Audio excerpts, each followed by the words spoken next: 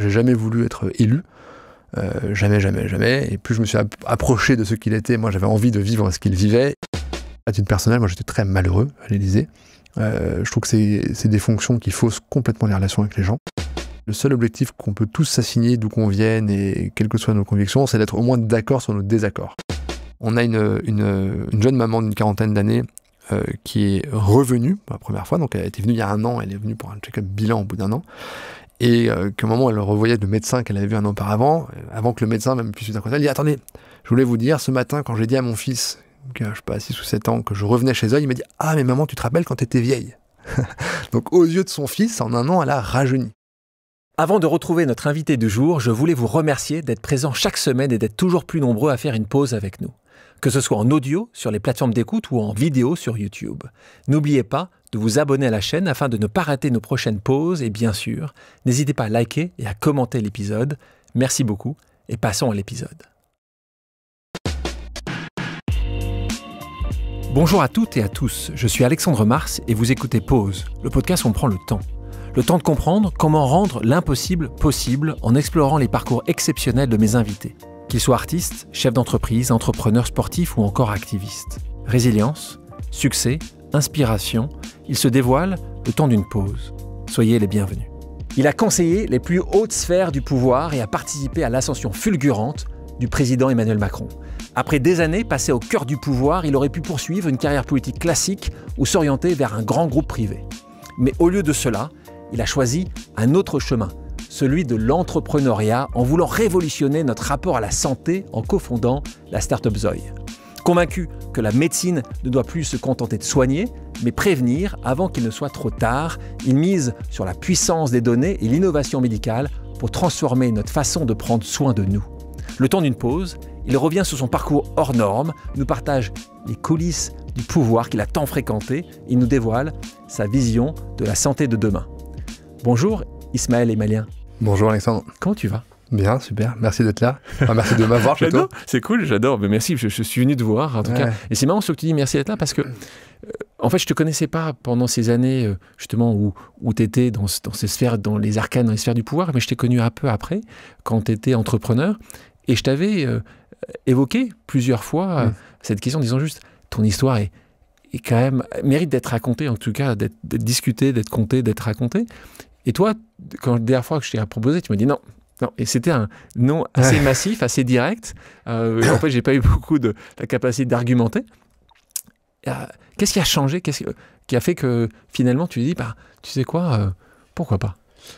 Écoute, je pense que c'est le niveau de maturité de Zoï, de notre projet, qu'on a lancé. On a créé le début de l'aventure il y a maintenant presque 4 ans. Et on a ouvert il y a 18 mois à peu près. Et voilà, on éprouve le besoin d'en parler, de le faire savoir, parce qu'on a le sentiment d'être quelque chose qui est important. Et je parlais en introduisant ton parcours, c'est vrai que quand je l'introduis ou quand je peux en parler, les gens pourraient me dire, bah tiens, il a quel âge Ismaël s'il ne te voit pas? En plus, comme tu n'as pas aimé tellement prendre la lumière pendant toutes ces années, on pourrait dire, bah, il a plus de 50 ans, et en fait, tu n'es même pas quarantenaire. En fait, cette vie a été quand même extrêmement dense et riche déjà, intense on va dire. Toi, justement, de tous ces grands projets, prendre des choses assez importantes, comment tu le vis aujourd'hui? T'es un peu fatigué quand même ou t'es toujours en pleine forme, être à fond chaque fois, chaque jour, depuis quand même un paquet d'années? Écoute, moi, j'ai jamais été aussi heureux. Donc, je suis plutôt en forme parce que je trouve que c'est ça qui rend heureux. Et j'ai eu beaucoup de chance dans ma vie, j'ai eu beaucoup de chance dans les rencontres que j'ai pu faire. J'ai eu beaucoup de chance dans l'éducation que j'ai reçue, qui m'a permis de faire des choix peut-être un peu différents au moment où ils se présentaient. Et donc d'avoir pu participer, d'avoir pu assister, d'avoir pu contribuer à des événements dont on va reparler, à avoir appris des choses, à avoir compris des choses sur moi, et voilà, avoir envie de poursuivre le chemin un peu différemment et avoir créé Zoï. Tu sais, on a ici, tu connais Pause, on a des pauses amicales ou familiales. Parfois, on s'est amusé à aller, évidemment, un peu enquêter, parler aux gens qui, souvent t'apprécient, donc ne t'inquiète pas, hein, et qui nous disent, mais moi j'ai une question à poser à Ismaël, on va commencer assez tôt. Quelqu'un qui t'aime beaucoup, avec qui tu as travaillé, tu nous expliqueras comment et où tu as travaillé avec Anne. On écoute sa pause amicale. Salut Isma, c'est Anne. Écoute, Alexandre me donne l'opportunité de te poser une question. Alors, une question sur une des nombreuses choses pour lesquelles j'ai beaucoup d'admiration pour toi, ta capacité à tenir face au stress, à la pression, à la fatigue, au manque de sommeil. Alors, est-ce que tu peux nous donner un de tes secrets? Je sais que tu as beaucoup étudié les techniques de survie, les techniques des navigateurs en mer. Est-ce que tu peux nous donner un de tes secrets pour tenir face à ce rythme et à cette pression dingue auquel tu as été confronté? Je t'embrasse. Déjà, t'es fort parce que d'avoir trouvé Anne, pour qui j'ai une admiration et une affection sans borne, c'est très fort. Merci Anne de me mettre dans cette situation. On parle d'Anne Descamps. Anne Descamps, on a été collègues ensemble quand on travaillait pour une agence de communication il y a maintenant presque une quinzaine d'années. Havas. Havas, exactement. On a été à nouveau collègues ensemble au cabinet d'Emmanuel Macron à Bercy. J'aime bien ce côté collègue. Ouais, on y reviendra, mais moi c'est vrai que les amitiés que j'ai nouées dans le cadre du travail, c'est des amitiés qui sont particulières, je trouve particulièrement fortes. Je trouve que c'est un endroit où on peut pas faire semblant. En tout cas, pas faire semblant dans la durée. Donc, quand on voit comment quelqu'un se comporte quand ça va bien, quand ça va mal, avec les différents interlocuteurs, que ce soit, et je parle de manière générique, mais le client, le fournisseur, le patron, l'agent d'entretien, peu importe, ça permet de connaître quelqu'un de manière assez... Voilà. On peut tous faire semblant lors d'un dîner ou d'un week-end. Sur la durée, c'est plus compliqué. Plus compliqué au boulot, quoi. Donc, ouais, c'est des amitiés particulières. Et donc Anne, juste pour terminer sur Anne, moi j'ai eu la chance de la connaître. Ah bah oui, au COJO. Exactement, parce qu'on a eu la chance d'avoir Anne qui a rejoint le comité olympique des Jeux olympiques et paralympiques de Paris. Je pense qu'elle n'est pas pour rien, si je peux me permettre, dans le succès que ça a été. Donc c'est là où j'ai eu la chance de la rencontrer il y a quelques années de ça. Donc, voilà, qu'est-ce que tu réponds à Anne? Quels sont tes conseils pour nous tous et toutes? Il y a deux choses. Il y a une première chose, c'est les gens avec qui on affronte. Donc ça compte pour moi plus que tout. Et ça donne beaucoup de force quand on sait avec qui on le fait, pourquoi on le fait, comment on le fait. Donc une forme de cohérence entre ce qu'on peut croire, les gens avec qui on le fait, la manière dont on le fait. Donc quand on est au bon endroit, quand on se situe à un endroit qui est de valeur pour soi, ça aide à tenir. Et il y a une deuxième chose qui est très liée, qui est que le stress, il a une signature chimique qui est toujours la même. On sécrète du cortisol, c'est la même chose quand on a peur, quand on est stressé par le boulot, quand on fait un exercice sportif intense, à la fin c'est la même chose.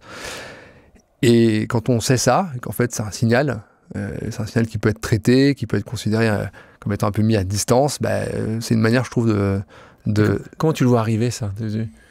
T'as travaillé là-dessus, toi? Non, c'est un ensemble d'expériences. D'ailleurs, quand on survit à quelque chose, quand on se dit, en fait, il y a eu telle crise, il y a eu telle tempête, on a tenu bon, et au final, sur le moment, on s'en fait souvent une montagne, et puis parfois à raison, parce que ça peut être très dur, très fatigant, très violent, très, très risqué. Il y a toujours plus grave, et donc il faut aussi remettre les choses un peu en perspective. Oui, j'ai vécu des crises, mais bon, j'ai jamais été ukrainien sur la ligne de front, j'ai jamais, voilà. Donc, t'as toujours réussi à mettre cette distance entre ce qui est très compliqué souvent pour des gens qui n'ont pas connu autre chose ou qui n'ont pas vu autre chose, que c'est vrai qu'il y a, encore une fois, il y a quand même beaucoup de personnes qui vivent dans des conditions terribles, et on a certainement, en tout cas toi et moi, une partie des gens qui nous regardent, beaucoup de chance, mais on a du mal parfois à prendre cette distance, on doit être reconnaissant. Là, je suis 1000 fois d'accord. Moi, je pense que c'est beaucoup la lecture qui m'a aidé depuis toujours. J'ai toujours beaucoup lu. Et j'ai souvenir d'une leçon inaugurale, je crois, que Michel Houellebecq a donnée dans une université européenne, dont il a été nommé docteur honoris causa, et dans laquelle il décrivait la fonction que la littérature avait pour lui. Il disait, en fait, la littérature, c'est la moins mauvaise manière de vivre d'autres vies que la sienne. Et c'est un besoin qui, je pense, est vital pour chacune et chacun d'entre nous. C'est pour ça qu'on rêve, c'est pour ça qu'on a de l'imagination, c'est pour ça. Et puis, lire, l'acte de lecture, lire des biographies, lire des histoires, ça permet d'eux. Donc oui, ça... Tu disais tout à l'heure que, justement, en étant reconnaissant, tu es reconnaissant de la manière dont tu as été éduqué. Donc là, on va revenir quelques années avant. Tu grandis à Grenoble. Ouais. Tu n'es pas loin de Grenoble, dans l'Isère. Tu vas faire tes études à Paris. Et donc, ton papa est entrepreneur, ingénieur-entrepreneur ou entrepreneur-ingénieur. Ta maman, elle, est psychologue. Question sur la politique. Je te retrouve là à Sciences Po, en 2000, tu es diplômé en 2010, mais est-ce qu'il y a un moment c'est ça que tu voulais faire? C'est de la politique au sens large que tu voulais? Tu avais, comme un certain nombre de jeunes, cette envie d'être... Non, Politique? Non, c'est différent. Pourquoi? Alors les anglo-saxons, ils ont une manière plus précise que nous de parler de la politique, parce que la politique, ça recouvre deux termes anglo-saxons. La partie politics, qui est ce qu'on entend nous en France souvent par les campagnes électorales, la lutte pour le pouvoir, toute la vie partisane, etc. Et puis il y a les policies, qui sont les politiques publiques, et donc c'est la macroéconomie, qu'est-ce qui est mis en œuvre à grande échelle pour avoir un impact sur la réalité. Bon. Moi, j'étais beaucoup plus intéressé par la deuxième partie que par la première. Donc moi, j'ai jamais voulu être élu. Jamais. Et plus je me suis approché de ce qu'il était, moi j'avais envie de vivre ce qu'il vivait, et plus je leur suis reconnaissant, d'ailleurs quel que soit l'engagement partisan qu'ils ont choisi de faire ce choix-là.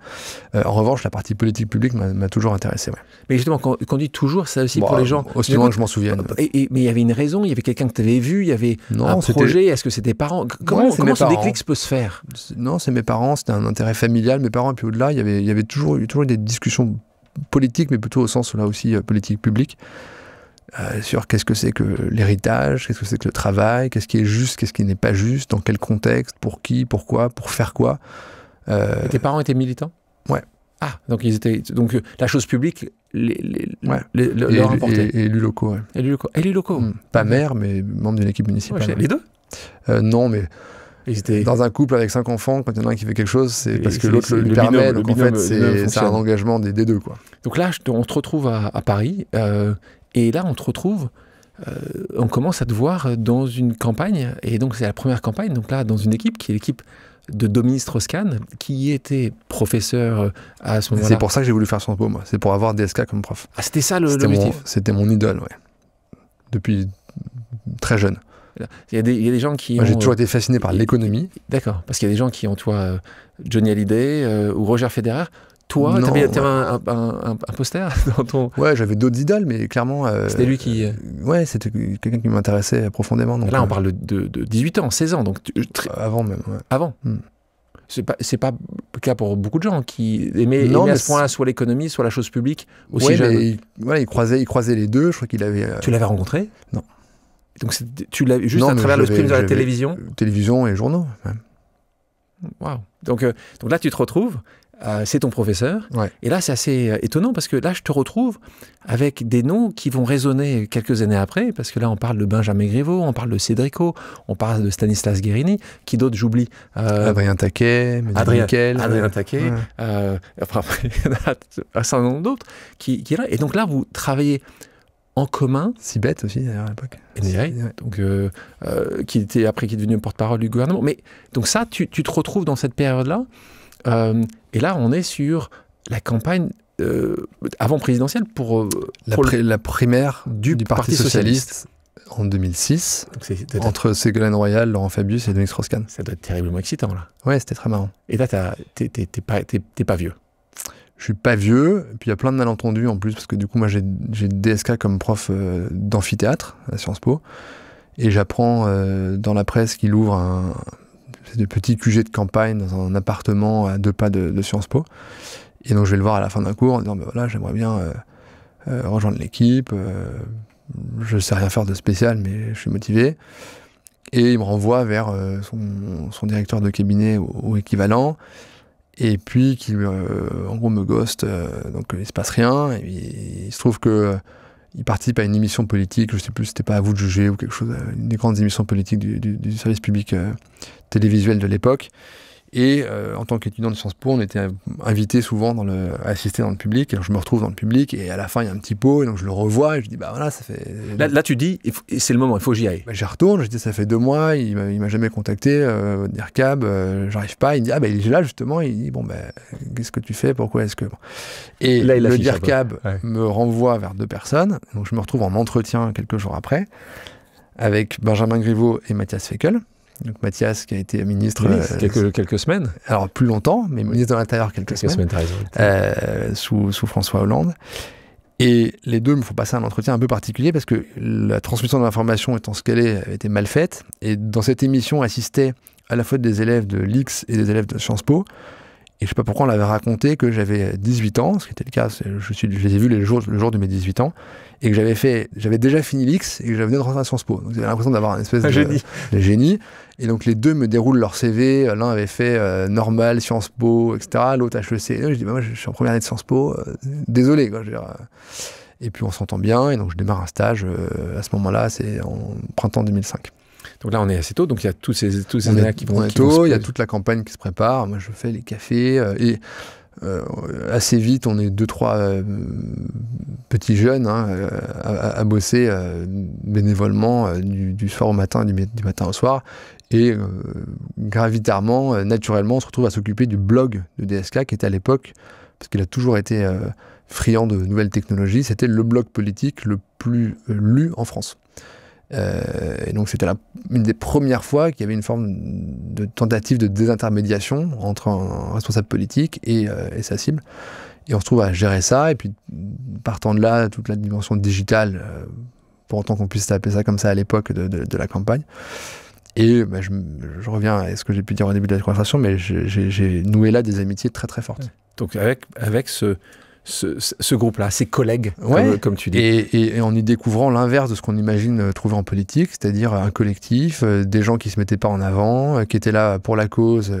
Il faut dire aussi que là, on parle de gens qui étaient très jeunes à l'époque, qui étaient comme toi. Oui et non, parce que Benjamin Griveaux, il a 10 ans de plus que moi. Oui, mais ça restait, ils avaient entre 25 et 30 ans. Adrien Taquet, même chose. Ouais, c'était une trentaine d'années. C'était pas les vieux de la vieille, c'est ça que je veux dire. Oui, mais quand on compare ça à certains parcours, et encore une fois, c'est sans jugement, mais de militants professionnels dès leur plus jeune âge, qui eux ont pour objectif, et c'est normal parce que c'est la seule voie qui leur a été proposée pendant longtemps, de devenir le sous-secrétaire de section, puis le secrétaire de section, puis d'avoir une place non éligible lors de la prochaine élection de liste, puis d'avoir une place éligible, puis d'avoir... On se retrouve à 52 ans. Oui, mais donc dès 17 ans, ils ont ça en tête. Là, c'était pas du tout le cas. Et donc, c'est devenu des amis. Et c'est devenu des amis, et on va suivre ton aventure, justement, avec certains d'entre eux. Mais avant ça, il se passe quand même quelque chose. Moi, à ce moment-là, j'habite aux États-Unis, et les premières de couverture partout. On est en 2011, un scandale du Sofitel. Et là, ton monde s'écroule. Est-ce que tu peux croire une seule seconde ce que tu vois? T'es où à ce moment-là? Je suis en France. T'es en France, mais tu t'en souviens quand on entend parler, quand on t'appelle? On est en 2011. On est 5 ans plus tard. Tout va bien, la direction est bien prise. Alors tout va bien. Nous, on a reconstitué une équipe autour de DSK pour préparer son retour et sa candidature. Au présidentiel, là on parle. Au présidentiel. Et les sondages sont très favorables. Il semble y avoir une sorte d'alignement des planètes et que les choses se présentent de manière positive. Et effectivement, en mai 2011... un an avant les élections qui étaient en 2012. Ouais, c'est le drame. Ah, c'est un drame. Là. Et donc, tu te souviens exactement quand t'entends ça? Oui, j'étais chez moi. J'étais chez moi parce que avec le décalage horaire, moi je l'apprends, je crois que c'est un samedi matin, me réveillant assez tôt. Ça a eu lieu 6 heures avant à New York, et donc ça a eu lieu au milieu de la nuit, en fait, en heure française. Et ce que disent les gens, c'est que Nicolas Sarkozy, qui voyait une certaine compétition arriver, il disait, de toute façon, Strauss-Kahn, soit il se fait choper sur certains éléments qui sont connus, il aimait une certaine manière de faire la fête, on va dire, soit il pourrait passer. Toi, tu savais aussi que c'était le risque potentiel avec Strauss-Kahn? Non. Toi qui l'avais vu, qui le connaissais, tu voyais pas ça? Non, moi je l'ai vraiment... Tu vois pas ça du tout? Non, mais par exemple, moi je l'ai côtoyé de très près pendant des années, j'ai fait des déplacements avec lui. Moi personnellement, j'ai jamais été témoin de quelque chose qui soit pas cohérent avec mes convictions ou mes valeurs. Donc non, je vois pas ça. Et puis je sais pas si tu évoques quelque chose de l'ordre du complot ou autre, mais ça j'ai... Non, pas du tout complot. Non, c'était pas du tout ça. C'est que les gens disaient, il y a un risque... Il a une autoroute, c'est comme ça que tu le voyais aussi, comme tu dis, c'était sympa quand tu dis les chiffres étaient bons. Non, il n'y a jamais d'autoroute. Ça, pour le coup, on savait déjà que ça allait être compliqué, mais qu'il avait quand même, tu l'as dit toi, mais il avait le vent. Oui, il y avait une forme d'alignement des planètes et donc les choses semblaient se présenter. L'année après, c'est le Parti Socialiste qui a été élu et le président du Parti Socialiste qui était François Hollande. Donc là, il y a quand même... Et donc, comment toi, déjà, je pense que tu dois être... Au début, je pense que t'es pas totalement sûr que c'est ce qui s'est passé à l'époque. Est-ce que c'est vrai? Est-ce que c'est pas vrai? Lui, on se souvient que c'est un peu ton idole. En fait, indépendamment, il y a deux choses. Indépendamment de la réalité des faits, de ce qui lui a été reproché, de la manière dont ça s'est terminé, c'est-à-dire... Jugé, voilà, jugé, mais il n'y a pas eu de peine, il n'y a pas eu de déclaration de culpabilité. Indépendamment de ça, Ce qui est certain, c'est que l'aventure politique est terminée. Ouais. Donc ça, tu le sais tout de suite. ça c'est évident pour tout le monde, de manière définitive. Il n'y a pas l'ombre d'un doute. Donc ça, c'est tout de suite. Et moi, je suis très très triste pour lui et pour sa famille. Donc j'ai beaucoup d'affection pour lui. Et donc la violence, en plus du système américain, les images, ce qu'on appelle le perp walk, les menottes. Enfin, c'est d'une violence inouïe. Donc voilà, très très triste avant tout, et puis le sentiment que y a beaucoup de travail qui s'effondre en un instant. Et à titre perso, au final, je pense que ça a été hyper important de vivre ça, et très très utile, mais même indispensable en fait, de savoir que connaître l'échec, violent, même parfois injuste. Ouais, parce que celui-là, pour le coup, tu perds une élection. Là, c'est un fait.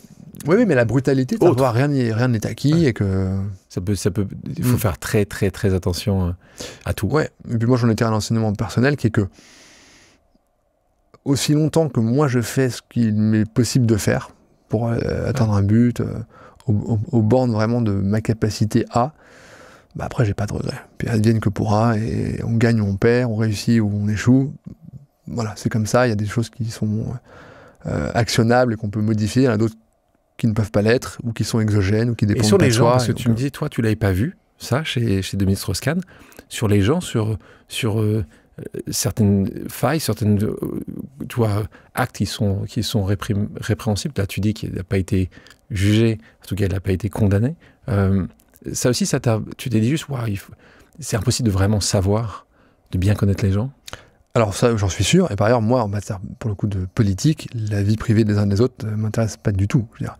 Et je pense on a tous, c'est un biais cognitif qui est normal, qui est humain, tendance à extrapoler une information à partir d'une autre. Donc on se dit, oh là là, telle personne a l'air sympa dans la vie privée, ça veut dire que ça sera quelqu'un qui sera bien dans tel rôle. Ouais. En fait, ça n'a très souvent aucun lien. Et à l'inverse, oh là là, il est hyper sévère avec ses enfants, ça fera un super ministre de l'Intérieur. Enfin, ça n'a aucun sens. On ne peut pas s'empêcher de réfléchir comme ça. Donc moi, je préfère ne rien connaître de la vie personnelle. Et d'ailleurs, je pense que si on connaissait la vie personnelle de nos grands hommes et nos grandes femmes de l'histoire, ça changerait assez radicalement la perception qu'on a d'eux et d'elles. Et donc, ça ne m'intéresse pas. Et je pense qu'au-delà du regret que j'ai de voir l'époque se prêter à ça, je pense que c'est dommage pour la démocratie et pour la politique. Pour notre information, aujourd'hui, Dominique Strauss-Kahn, il est actif, tu l'as revu Moi, j'ai jamais coupé le contact avec lui. Et donc, il continue à être professeur ou... Non, il fait du conseil à des gouvernements. Il a rien perdu de ses compétences qui étaient, pour le coup, je crois, unanimement saluées en matière d'économie et notamment de système monétaire. Il ne faut pas oublier que ça a été probablement le plus grand dirigeant du FMI à un moment clé. C'est une des personnes qui a sauvé le système financier international lors de la crise de 2008. Donc, on a la crise des subprimes, donc on parle de cette crise qui a touché tous les banques. Il fait profiter de son expérience et de ses compétences d'autres gouvernements. Donc là, on se retrouve, on l'a dit, un moment charnière de ton existence, entre un échec, comme tu l'as dit, où tu ne peux pas grand-chose, on t'apprend ça le samedi matin. Quelques années avant, tu rencontres pour la première fois celui qui va devenir un autre, d'abord collègue et puis compagnon et puis boss. On parle d'Emmanuel Macron. Là, je crois que c'est en 2009. 2010, je crois. 2010, je crois que c'est un forum du progressisme. Ça c'est une des nombreuses erreurs qui tu l'as vu où sont la première fois? Je l'ai vu à la Fondation Jean Jaurès la première fois. D'accord. À Paris. Donc la Fondation Jean Jaurès qui était le think tank proche de votre mouvement, trotskyanien. Socialiste. Alors proche du Parti socialiste au sens large, et notamment, ça dépend un peu des périodes, mais proche de la dimension réformiste, social-démocrate du parti. Ouais. Et donc voilà, parce que moi, tu parlais tout à l'heure, j'ai aussi apprécié quand tu parlais des rencontres. Dans mon livre Pause, je parlais justement de ces moments où il y a des rencontres dans nos vies, qui soit tu les prends et puis tu en fais quelque chose, mais il y a des raisons, parfois pour que tu prennes une direction parfois un peu différente. Cette première rencontre, il y a un moment où quand moi je rencontre quelqu'un, la première fois je me dis, il va se passer quelque chose, il va rien se passer, ou quelqu'un, je me dis au bout de quelques secondes, waouh, j'aime ce qu'il dégage, j'aime ce qu'il raconte. En particulier quand j'embauche quelqu'un, quand j'ai recruté à souvent des gens, et je pense que dans les premières minutes, il y a quelque chose qui va se passer en disant, je me vois assez bien faire une partie de ces prochaines années avec cette personne-là. Toi, tu te souviens encore de 2010 ou c'était juste un Non, je me souviens bien. comme Non. toi? Alors non, parce qu'il Un peu plus âgé. il est quand même plus âgé. Ouais, donc il y a une relation. jeune, ça restait jeune. Oui, mais ça n'a jamais été une relation du coup d'égalité. Ok. Il y a une forme de... Oui, il y a une forme de seniorité quand même d'Emmanuel Macron assez évidente, au-delà du fait qu'il est... Il y a 8 ans de plus que toi, il n'est pas... 10 ans. 10 pareil, ans, ouais. d'accord. Et je m'en souviens bien parce que je crois qu'on ne m'avait jamais parlé de quelqu'un de manière aussi unanime, avec autant de louanges. Les étoiles dans les yeux. Enfin. Ouais. Et donc il y a beaucoup de personnes qui me disent, mais vraiment, Il disait quoi, justement, à part dire parce que toi, en plus, vous utilisez des termes qui sont assez, avec des adjectifs qui sont précis. Il disait quoi? Il est brillant, il est intelligent, il avait quelque chose, c'était dans le terme de l'intelligence ou du charisme ou... Les deux.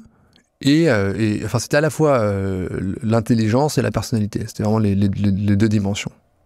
Et des gens très brillants, il y en a quand même un paquet. Des gens très sympas, il y en a un paquet aussi. Des gens très brillants et très sympas et un peu différents, il y en a moins. Voilà. Donc ouais, on se rencontre en 2010. Et donc après, vous continuez, toi, à ce moment-là, tu en parlais tout à l'heure, tu étais à Havas, ça s'appelait EuroACG, mais ça a été rappelé après Havas.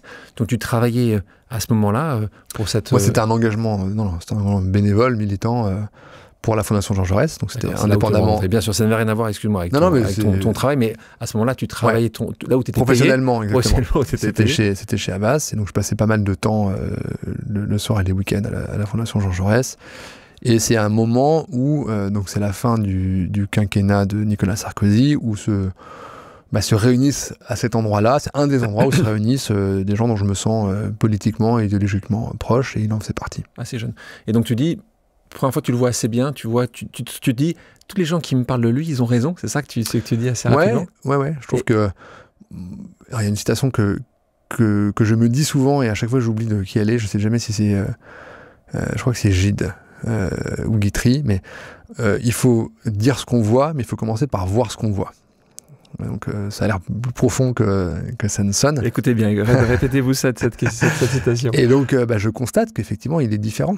Il a une capacité qui, moi, est importante à mes yeux de nommer l'éléphant dans la pièce, de pas tourner autour du pot, d'être capable d'affronter un sujet, une réalité, une forme de lucidité qui pour moi est une des conditions à l'action. Et c'est perceptible immédiatement, au-delà des qualités que chacun lui reconnaît désormais, de charisme ou d'intelligence. Il y avait cette dimension-là qui m'a plu. Là, on se retrouve donc ces années-là. Tu vas là être en 2015. Vous allez commencer à monter justement, et c'est ça qui est assez intéressant. C'est pour ça que c'était important de parler de cette dimension strauss-kahnienne, d'un petit groupe de personnes qui étaient passionnées, parce que vous êtes, pour connaître un certain nombre des autres personnes dont tu cites tout à l'heure, des vrais passionnés par la chose publique. Et encore une fois, moi je trouve que quels que soient les partis, je pense que des gens qui mettent autant de passion pour ces sujets-là, je pense que c'est toujours assez remarquable. Et là, vous retrouvez tous sur en fait une direction pas si éloignée que ça, mais avec une tête différente. Effectivement, moi j'ai le sentiment d'être encore aujourd'hui dans le droit fil des convictions que j'avais il y a 20 ans, un peu plus même.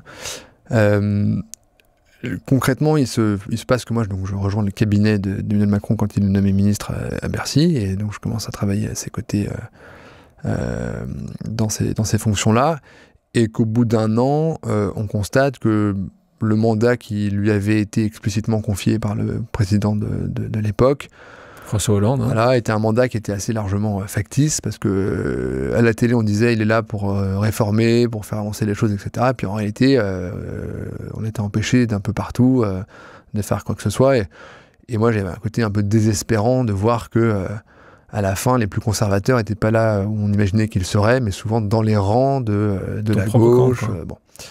Et moi, c'est pour le coup quelque chose avec lequel j'ai toujours du mal quand il y a des mauvaises raisons de ne pas faire. Donc quand il y a des bonnes raisons, il faut s'y plier, il faut les accepter, il faut les comprendre, il faut les accepter. Quand il y a des mauvaises raisons, c'est différent. Et donc on réfléchit à une manière d'élargir un peu la lutte ou la capacité d'action. Et on passe en revue plein d'options potentielles, et puis on arrive à la conclusion qu'en fait, il faut un peu repartir de zéro. Et que ça suffit pas de faire un courant ou de faire un nouveau think tank ou un nouveau cercle comme chacun fait, ou de faire un livre. Et il se trouve que c'est du travail, parce que si c'est pour que ça reste des mots, ça n'a pas d'intérêt pour personne. Et pour trouver des gens qui acceptent d'y contribuer, dont je sois sûr de la qualité, dont je sois sûr de la fiabilité, je fais appel aux gens que j'ai déjà éprouvés dans ces conditions-là, encore une fois, de les amitiés de travail. Et donc, c'est pas un hasard si se réunissent assez rapidement dans ce petit groupe-là, les noms que les noms que tu évoquais, parce qu'il y a une confiance forte entre nous et que c'est que des gens qui travaillent vite et bien et qui le font, encore une fois, avec la même approche, qui est une approche d'engagement et pas de métier, qui sont pas là pour leur carrière, qui sont prêts à prendre des risques, qui travaillent le soir et les week-ends sans demander de reconnaissance particulière, sans avoir besoin d'en parler à tous les dîners pour se mettre en avant. C'est assez rare. Ouais. Voilà. Donc là, ce petit groupe, on a oublié Julien de Normandie, qui est à ce moment-là qui est au cabinet avec moi. Qui est au cabinet à ce moment-là avec toi. Donc vous créez ce mouvement. On crée En Marche. On prépare le lancement d'En Marche. Et puis une fois qu'on lance En Marche, moi je démissionne avec Julien pour rejoindre En Marche à plein temps dès avril 2016. Donc là, on en a lu celle. Donc souvenons-nous, l'élection a lieu en mai 2017, donc c'est un an avant que donc vous mettez tout en place. On connaît la suite. La suite est pour toi et pour tes collègues positive parce que vous gagnez l'élection. En tout cas, le président Emmanuel Macron gagne l'élection à ce moment-là.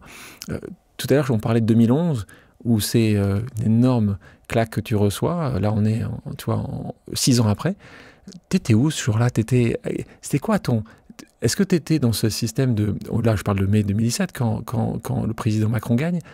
Est-ce que là, t'es heureux, t'arrives à être heureux, ou tout de suite, tu sais que ça va être un travail immense qui va être celui qui va être le vôtre, en fait? Ou t'es heureux, quand même?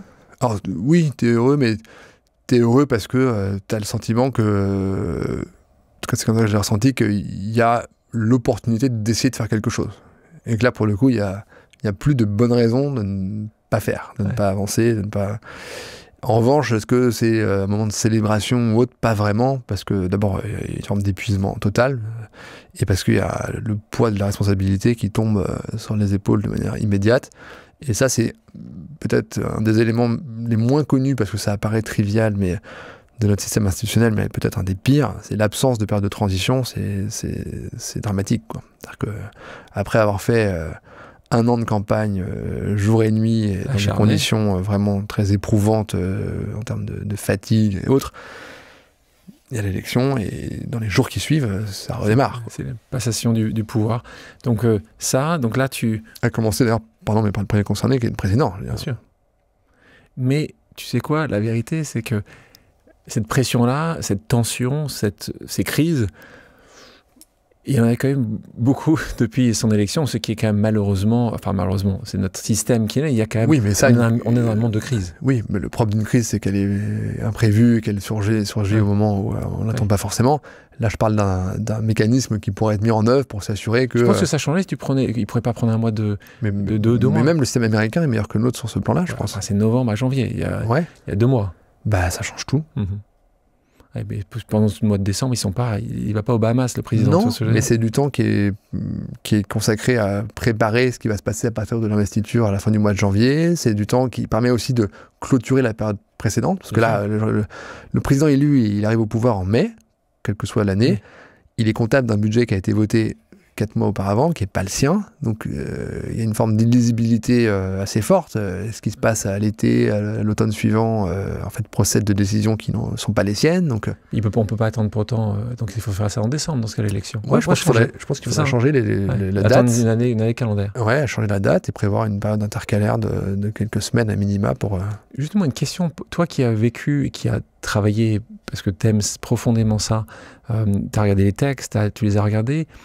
On a souvent discuté de cette 5e République.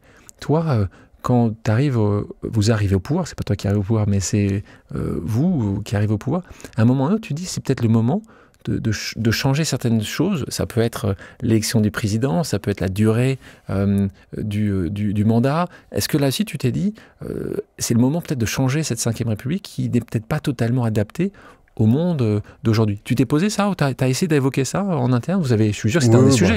C'est toujours un sujet. Serpent de mer, tu penses un truc qui... C'est un peu un serpent de mer, ça dépend de Ça dépend beaucoup des conditions nécessaires à son adoption, à son exécution. Ça dépend de ce qu'on cherche derrière. Ça dépend. Voilà. Moi, je fais partie de ceux qui pensent que un des éléments qui manque dans notre pays, c'est une forme d'équilibre. Je crois assez peu à un équilibre entre l'exécutif et le législatif. Donc, je crois assez peu à l'approche parlementarisante d'une sixième république. Je crois plus à un équilibre de décentralisation. Et moi, je trouve que l'histoire a montré que les régions ont plus de pouvoir, les départements les plus de pouvoir. Systèmes fédéraux, que ce soit à la Suisse, à l'américaine, à l'allemande, etc., permettent... Moi, j'ai un exemple, j'étais très marqué lors du premier mandat de Donald Trump. Donc, on apprend, il y a des signaux contradictoires qui arrivent de la Maison-Blanche, que peut-être il va annoncer qu'il se retire des accords de Paris pour le climat, peut-être que non, donc on attend.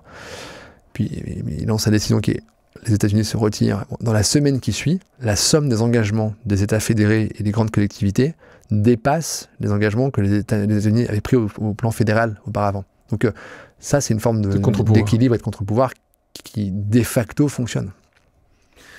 Quand je faisais mes recherches sur l'entretien, je me renseignais justement sur ce que les gens pouvaient dire de toi.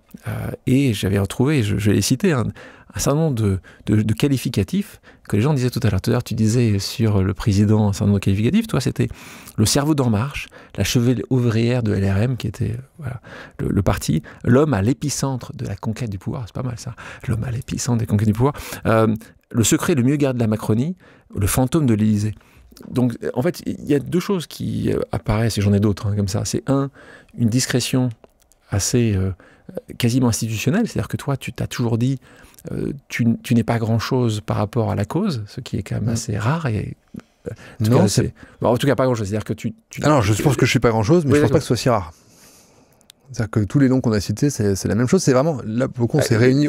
Tous les gens que j'ai cités ont, après, soit voulu, soit ont été ministres, secrétaires d'État. Tu es le seul de toute la liste que j'ai citée, toute la liste, quelqu'un qui n'a pas été. Alors, je ne suis pas dans les secrets du pouvoir, donc je ne sais pas si c'est toi qui n'as pas demandé, si les autres ont demandé, si c'est des compétences, mais en tout cas, c'est pour ça que je te dis juste. Je ne parle même pas de tes collègues, c'est pas du tout ça que je voulais dire. C'est d'une manière plus générale, c'est quand même assez rare, c'est quelqu'un qui va être vu aussi proche du pouvoir et qui ne le demande pas. C'est ça que je voulais dire. Alors, en fait, moi, mon expérience, c'est qu'il y a beaucoup plus de gens comme ça qu'on ne le pense. Il se trouve qu'on ne les voit pas, on ne les connaît pas, et que moi, pour des raisons un peu circonstancielles, il y a eu une forme d'attention à mon égard que j'ai pas beaucoup aimé et que j'ai plutôt fui. Et après, pour des raisons, pour le coup, de fidélité à nos institutions, moi, je considère que le rôle d'un conseiller qui n'est pas élu, c'est de conseiller. C'est pas de prendre la parole, c'est pas d'incarner, c'est pas de... D'ailleurs, la liberté du conseiller, qui est à mon avis capitale pour qu'il puisse faire librement, accomplir librement sa mission, c'est de conseiller, pas de faire, pas d'apparaître. Donc moi, pour le coup, je crois avoir jamais été un courtisan, j'ai jamais caché ce que je pensais, j'ai donné mon opinion à chaque fois qu'elle m'était demandée, même parfois quand on me la demandait pas. Et le corollaire de ça, pour être libre de le faire et pour être respectueux de nos institutions, c'est qu'il n'y a pas de rôle institutionnel. Et par ailleurs, je te le disais, tempéramentalement, moi, j'ai jamais voulu être élu. Voilà. Alors justement, pour les gens qui ne savent pas forcément ce qui se passe à l'Élysée, tu parlais de conseillers. En fait, justement, il y a des conseillers, tu peux juste nous expliquer un peu. Donc il y a des conseillers sur à peu près tous les grands domaines, que ce soit sur l'Europe, sur l'Afrique, sur la communication. Donc explique-nous un peu, toi qui avais... Donc vous étiez combien des conseillers ? Il y a au total... au total, il y a une petite cinquantaine de conseillers, dont certains étaient, à l'époque en tout cas, partagés avec Matignon. Donc c'était un gage d'efficacité de l'action.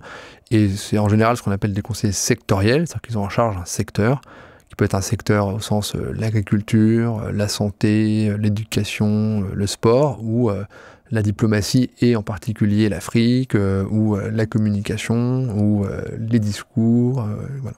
Justement, est-ce que pour les gens de nouveau qui te connaissent aujourd'hui justement avec cette casquette d'entrepreneur Zoï et qui t'ont pas forcément connu il y a des années pour ça, une dizaine d'années, rappelle-nous à nouveau ce que c'était quoi ton rôle toi de conseiller. Alors moi j'étais justement pas un conseiller sectoriel, j'étais un conseiller sans attribution entre guillemets. Donc moi, mon rôle, c'était plutôt de définir, ou de contribuer à définir ou à proposer une stratégie d'action, de communication attachée à cette action, de fidélité aux raisons, aux valeurs, aux engagements qui avaient conduit à l'élection, de déclinaison de ces actions en résultats concrets. Donc c'était un peu transversal et c'était voilà, moi je suis spécialiste d'une seule chose en réalité, c'est des sciences comportementales et c'est ça qui t'a fait aller là où tu es aujourd'hui. Exactement, chez Zoï. Et donc on continue ces années-là et donc là pour les gens qui se souviennent d'autres noms, on parle de Jacques Attali, c'était à peu près ça qu'il faisait à l'époque avec François Mitterrand, c'était Henri Guénaud pour l'époque de Sarkozy, c'est-à-dire quelqu'un qui peut toucher un certain nombre de sujets. Toi quand tu es dans ce monde-là, la pression elle est quotidienne, on en parlait tout à l'heure un peu plus tôt. Elle t'épuise, toi, parce que tu vas pas rester extrêmement longtemps à ce poste-là. Est-ce que tu penses justement qu'il y a un moment ou un autre où tu dis, tu vois, il y a un moment pour tout, là, ça va faire 2 ans, c'est bien que je fasse autre chose. Il y en a certains qui ont pu rester des années et des années. Et je parle pas uniquement sous cette présidence. Est-ce que tu penses que justement il y a un moment ou un autre où, comme un président qui devrait pas forcément être élu 2 fois ou qui doit avoir des termes limités, tu penses que toi aussi, les conseillers devaient avoir justement une période, en fait, tu le penses, ou toi, tu es parti pour d'autres raisons? Alors, je suis parti pour cette raison et pour d'autres raisons. Sur le principe, je pense qu'effectivement, la politique au sens, le métier, ça devrait être temporaire. Ça ne devrait pas être une carrière. Voilà. Et je pense que c'est capital que ceux qui occupent soit des fonctions électives, soit des fonctions de conseil, aient connu la vraie vie et su ce que c'était que de travailler, que ce soit dans le privé, dans le public, peu importe, mais d'être au contact de réalités qui sont les réalités de genre, tout le monde, sauf eux, entre guillemets. Et je crois qu'il est assez faux de penser qu'il suffit d'aller sur un marché le dimanche matin pour prendre le pouls du pays mieux que quiconque. Donc ça, clairement, pour moi, c'est quelque chose qui doit être temporaire. Après, c'est inscrit dans chacun. Est-ce que c'est un temporaire qui dure 5 ans ou 10 ou 12, peu importe, mais en tout cas, pour moi, pas des décennies. Et après, à titre personnel, moi, j'étais très malheureux à l'Élysée. Je trouve que c'est des fonctions qui faussent complètement les relations avec les gens. Tous ceux qu'on rencontre, enfin, c'est généralisant, mais une grande partie de ceux qu'on rencontre ont ce qu'on appelle un agenda caché, ont des intérêts à pousser, et donc c'est très compliqué de nouer des relations vraies. Je parle même pas sur des amis, c'est pas le sujet, mais juste de pouvoir avoir une conversation, un débat qui soit un débat sincère et honnête intellectuellement. Et c'est très frustrant pour quelqu'un comme moi, parce que le niveau d'énergie, d'intensité, d'impact qu'il faut mettre pour obtenir un petit résultat, il est monstrueux. Voilà. Donc, tu décides quand j'en ai eu dès l'été 2017. Dès l'été 2017. Ouais. Et je voulais partir plus tôt, puis ça. Attends, dès l'été 2017, tu viens en mai, et là on est en juillet. Tu moi, sais déjà.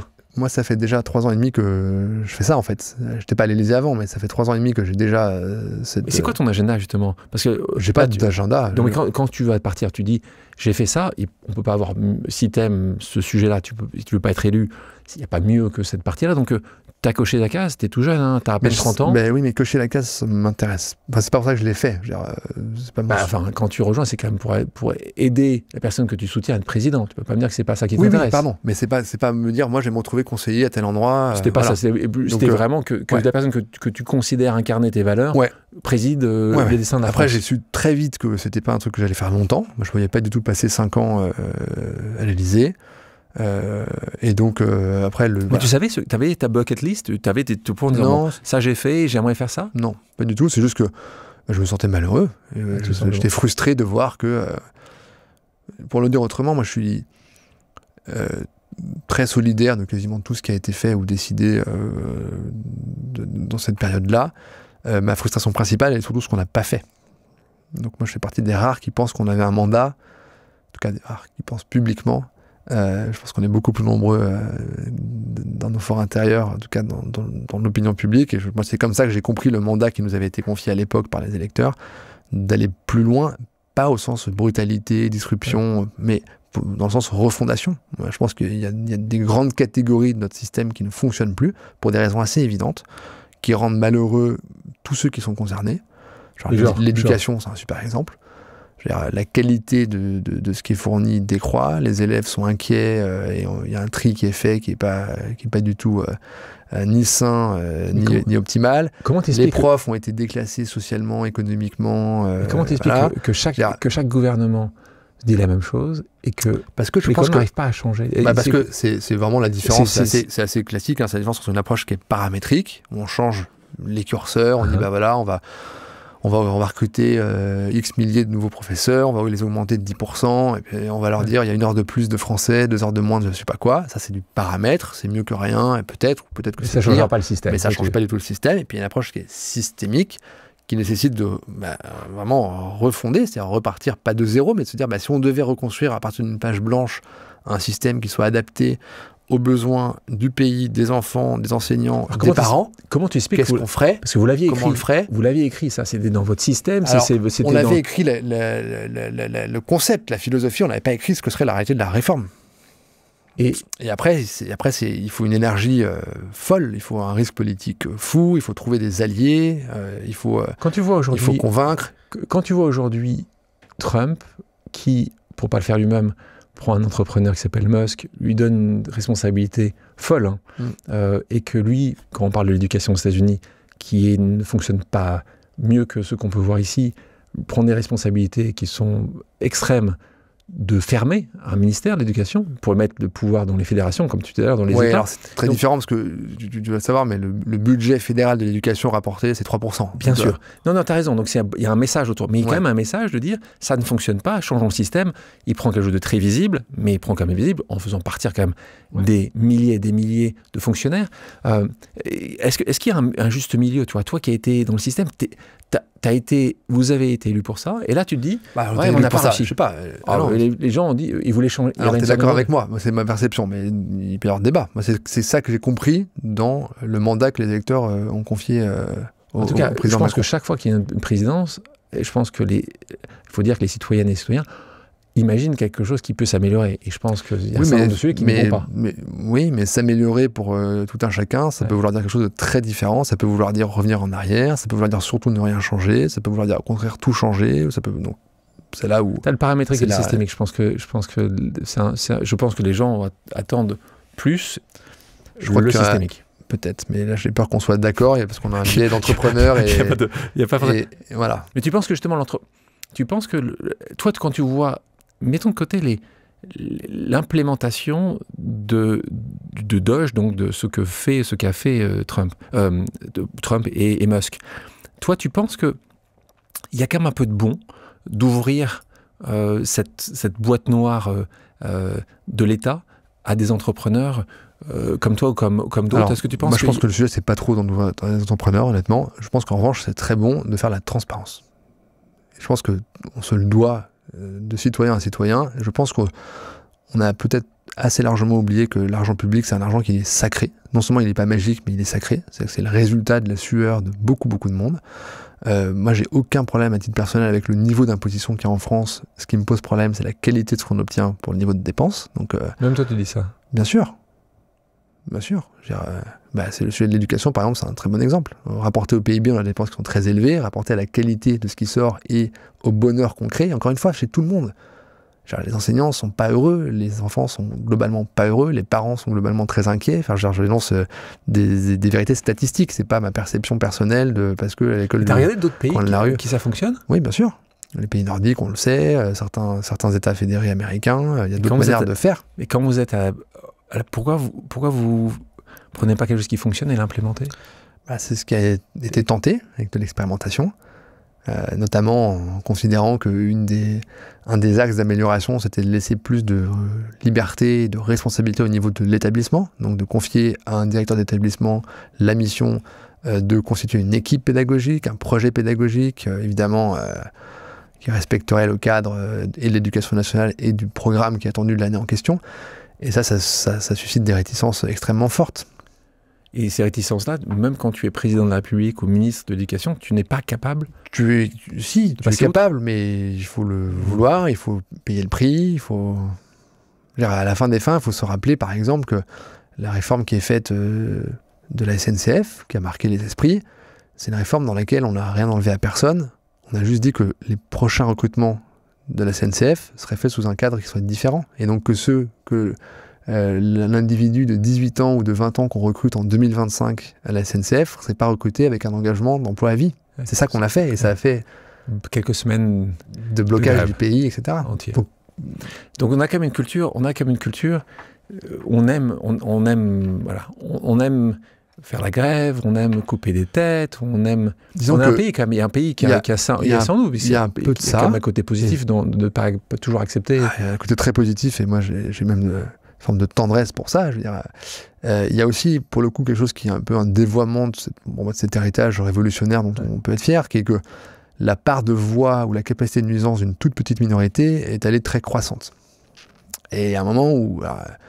heureusement que la majorité n'est pas capable d'imposer sa loi parce qu'il suffirait d'être 50,001% pour faire souffrir 49,999. Voilà, peut-être que le curseur a été passé un peu loin, qu'il y a trop peu de gens qui peuvent faire... Donc là, on parle de ce choix, qui est un choix très fort, hein, qui est assez rare. De nouveau, tu me dis non, c'est pas vrai, il y a d'autres comme moi, mais t'es au sommet à ce moment-là et t'es pas heureux. Donc déjà, tu le dis, et merci, parce que c'est aussi quelque chose qui est important dans les gens qui nous écoutent et qui nous regardent. C'est pas facile d'être heureux dans sa vie professionnelle. Non, de toute façon, d'ailleurs, c'est un milieu dans lequel il y a beaucoup de gens très malheureux, très paradoxal, mais moi je me sens hyper chanceux d'avoir pu faire toute l'expérience dans ma vie de ces fonctions, d'avoir constaté que ça ne me rendait pas heureux et du coup de m'être dit, en fait, il faut que j'aille être heureux ailleurs. Et donc c'est comme ça. Et donc, mais en plus, là, ce qui est assez dingue, c'est que tu pars sans vraiment savoir. Tu es en train de travailler sur un livre, mais bon, tu ne quittes pas cette position-là juste pour publier un livre. Donc en fait, tu passes ailleurs. Là, on va rentrer justement sur cette deuxième partie de ta trajectoire. Là, encore une fois, tu es tout jeune, on est au début de ta trentaine, et donc là, tu te réinventes, ou tu t'inventes, en tout cas, tu continues sur ce trajectoire. Avant ça, je vais faire en fait des pauses ici. Alors, tu as des pauses amicales, on va avoir d'autres personnes qui vont te poser des questions, tu vois, dans pas longtemps. Mais on a aussi une pause vérité. Moi, j'aime bien quand les gens connaissent des choses que moi, je ne connais pas. Ça arrive sur beaucoup de secteurs, tu peux imaginer. Et là, on va faire une pause vérité. C'est simple, hein. On va avoir 2 minutes. Je vais te poser les clichés que j'ai, ce que j'imagine, sur ce que tu as vécu de l'intérieur. Et en fait, tu me réponds par vrai ou faux si mes clichés sont des vrais clichés ou pas. Si tu as envie de dire quelque chose, n'hésite pas. Les conseillers de l'ombre ont parfois plus d'influence que les ministres. Ouais. Ah ouais, c'est transparent, j'adore. En politique, on finit toujours par trahir ou être trahi. Faux. Tu as toujours été dans l'ombre, mais tu aurais aimé être élu toi aussi. Faux. La politique française reste encore un monde de vieux hommes blancs. C'est de moins en moins vrai, mais ça reste vrai. Un jour, une femme pourra être élue présidente de la République. Bien sûr. Tu penses que la France est prête à accepter? Ce que les États-Unis ne sont pas prêts, par exemple. Je sais pas. Pour les États-Unis, je suis pas sûr que... Les États-Unis, je suis pas sûr qu'ils ne sont pas prêts. Dans l'intimité, Emmanuel Macron est très différent de son image publique. Oui. La politique, c'est aussi une guerre d'ego. Ouais. Il est impossible d'être au pouvoir sans faire des compromis avec ses propres convictions. Faux. Un jour, les algorithmes, que tu aimes beaucoup, auront plus d'influence sur les élections que les meetings et les débats télévisés. Vrai, c'est longtemps que ce jour est dépassé.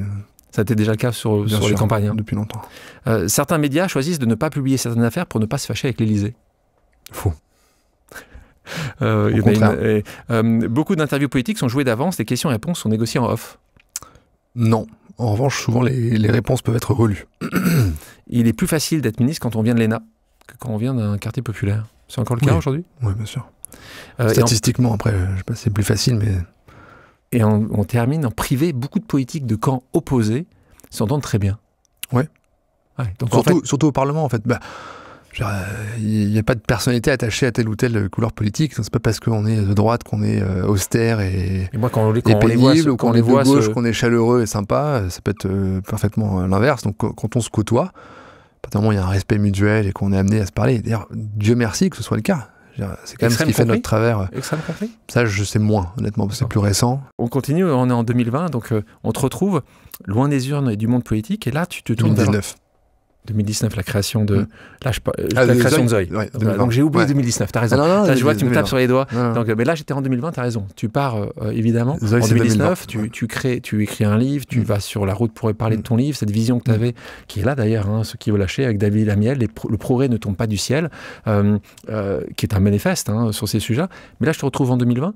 Alors après, en fait, quand tu pars, et c'est là où je te vois, parce que je trouve que tu crées 2 entreprises à ce moment-là, une qui s'appelle Unusual, je crois, c'est ça, hein, et une autre qui s'appelle un structure d'investissement qui... Oui, c'est... Voilà. Donc voilà, en tout cas, ça prouve bien que sans papillonner, tu essaies de faire de différentes choses, tu essaies aussi de t'inventer.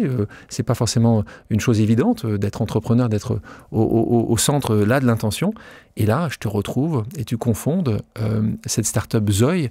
Donc, est-ce que Zoï qui veut dire la vie en grec, hein, puisque évidemment tu parles grec, latin et tout un tas d'autres langues. Malheureusement pas. En tout cas, la vie en grec. Pour les gens qui ne connaissent pas Zoï, et que justement ils entendent Zoï pour la première fois, et là je parlais de santé, ça intéresse tout le monde, et évidemment à raison. Tu peux me faire comment tu expliquerais aux gens qui nous écoutent rapidement ce qu'est Zoï et pourquoi ils doivent absolument connaître Zoï? Ça part d'un constat assez simple qui est qu'on est chacun le résultat d'une part de sa génétique et d'autre part de son mode de vie. La génétique, pour des raisons évidentes, ça ne se change pas. Le mode de vie, en revanche, on peut tout changer. Et on subit son mode de vie parce qu'on est tenu à des catégories assez génériques. Il faut bien manger, bien dormir, faire du sport, pas fumer, pas boire, etc. etc.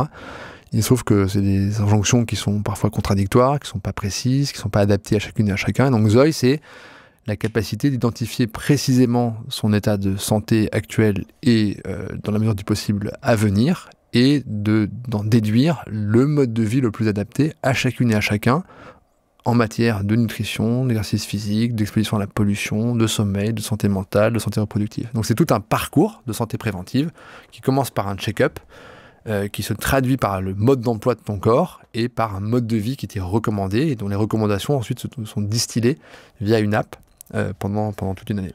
Ça, je pense que c'est quelque chose, quand les gens t'écoutent, tout le monde voudrait ça. Enfin, tout le monde pourrait imaginer, parce que là, on est sur ce que tu dis aussi, on est sur la prévention. Donc, ouais. On est dans un système souvent où on traite et on gère un peu moins la prévention, ce qui fait que ça coûte une fortune de ne pas bien s'occuper de la prévention. Mais avant qu'on rentre plus dans le détail, tu vas nous expliquer peut-être le modèle économique, l'argent et autres, parce qu'il y a quand même un business derrière ça, évidemment. Mais pourquoi ça? Parce que là, je te retrouve à nouveau en 2020. Tu as une feuille de route absolument gigantesque, très large de ce que tu peux faire. Tu sais que c'est l'entrepreneuriat qui va être la prochaine étape importante de ta vie. Pourquoi tu choisis la santé? Explique, là encore une fois, explique surtout pour les gens qui nous écoutent, et j'en ai tous les jours comme ça que je rencontre, qui me disent « j'aimerais me lancer, je ne connais pas l'idée, le domaine ». Est-ce que tu avais une passion pour la santé? Non, c'est une rencontre. Okay. C'est une rencontre. Une rencontre du docteur Dalle. Le docteur Claude Dalle, qui est décédé il y a peu. Très, très récemment, qui est un des précurseurs au niveau mondial de la santé préventive, qui dirigeait le plus grand congrès mondial de santé préventive, qui est un Français, complètement inconnu du grand public, Cocorico. Pas du tout, très, très, très connu dans pas ce du milieu. tout médiatique, d'une humilité monacale, littéralement, et qui a bien là. inventé, oui, on s'est bien entendu, qui a inventé vraiment une approche très scientifique, donc pas du tout New Age, médecine alternative, vraiment très scientifique, de la prévention. C'est-à-dire, ça part du principe qu'il faut mesurer plein de choses pour pouvoir savoir où est-ce qu'on se situe, mettre en relation des silos de la médecine qui ne se parlent jamais. Et donc c'est exactement l'inverse de l'approche curative où on va voir de proche en proche un spécialiste de plus en plus pointu d'une pathologie la plus en plus aiguë, et à la fin, dans notre système collectif, même dans notre psyché en matière de santé, le pape, c'est le neurochirurgien qui est capable d'opérer le cerveau, etc. Et heureusement qu'il est là, parce qu'il peut guérir des choses dont on mourrait ou dont on souffrait pendant une vie entière il y a encore peu de temps. Mais il est là pour ces maladies très graves qui sont heureusement souvent assez rares, et il manque une grande partie du spectre avant qui est la prévention. Et donc se connaître, savoir qu'est-ce qu'il faut faire pour répondre à tel déséquilibre, parce que la plupart des déséquilibres pris sur une courte période ont peu d'impact, mais quand ça se sédimente sur des décennies, voilà, moi j'ai découvert, je donne un exemple, que les décès précoces de la grippe, par exemple, donc quand quelqu'un meurt de la grippe au début de sa retraite, c'est pas parce qu'il est particulièrement fatigué cette année-là, ou parce que la grippe est particulièrement virulente cette année-là, c'est juste qu'en fait son système immunitaire a subi pendant des décennies un affaiblissement progressif, au point que, à un moment, il y a une vague qui passe au-dessus de la digue, ça s'appelle la grippe, c'est un virus qui est relativement plus agressif que d'autres, et il meurt de la grippe. Mais c'est quelque chose qui aurait pu, dans quasiment tous les cas dont je parle, être évité. Donc là c'est la santé, donc cette rencontre-là, tu décides, et raconte-nous à nouveau, là on parle de rencontres, c'est essentiel, tu en as eu quelques-unes, ces rencontres dans ta vie, tu le rencontres où, tu reconnais comme la santé plus particulièrement? Non, moi j'adore manger.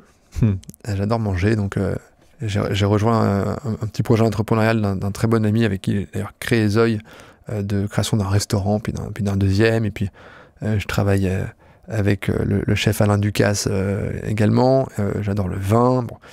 Et je commence une mission de conseil pour une grande société de distribution alimentaire sur la prospective, les Français, et qu'est-ce qu'ils vont manger dans 10 ans, dans 15 ans, dans 20 ans. Évidemment, il doit y avoir une composante un peu scientifique, savoir qu'est-ce qu'ils ont besoin de manger, bon, et pour voir si les comportements sont alignés avec ça ou pas.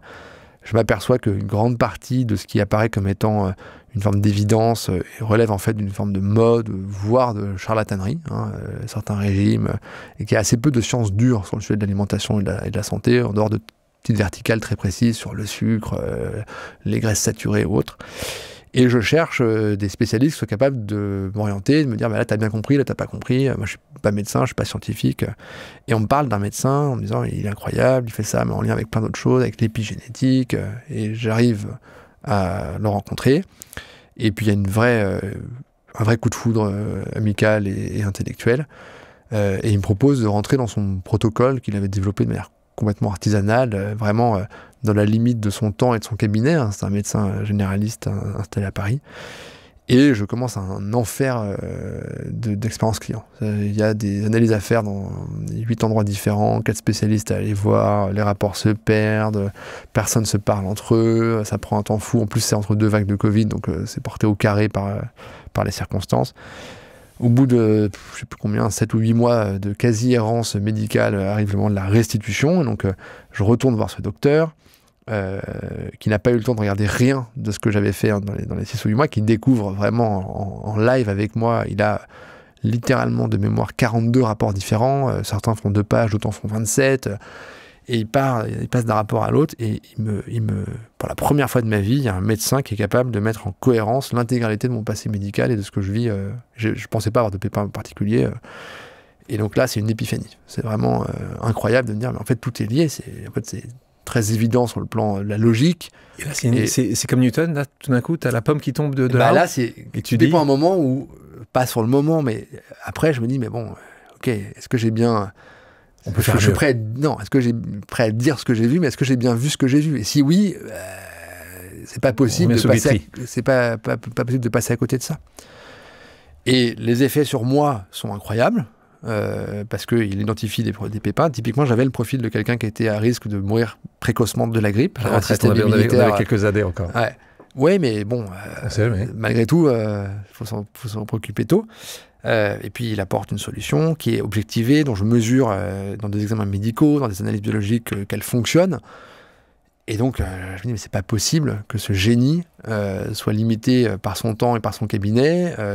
En plus, on savait, il était déjà relativement âgé, pas éternel. Il faut qu'on fasse vivre cette médecine. Et qu'on améliore par ailleurs tout le cadre expérientiel. Il y avait zéro tech, enfin c'était...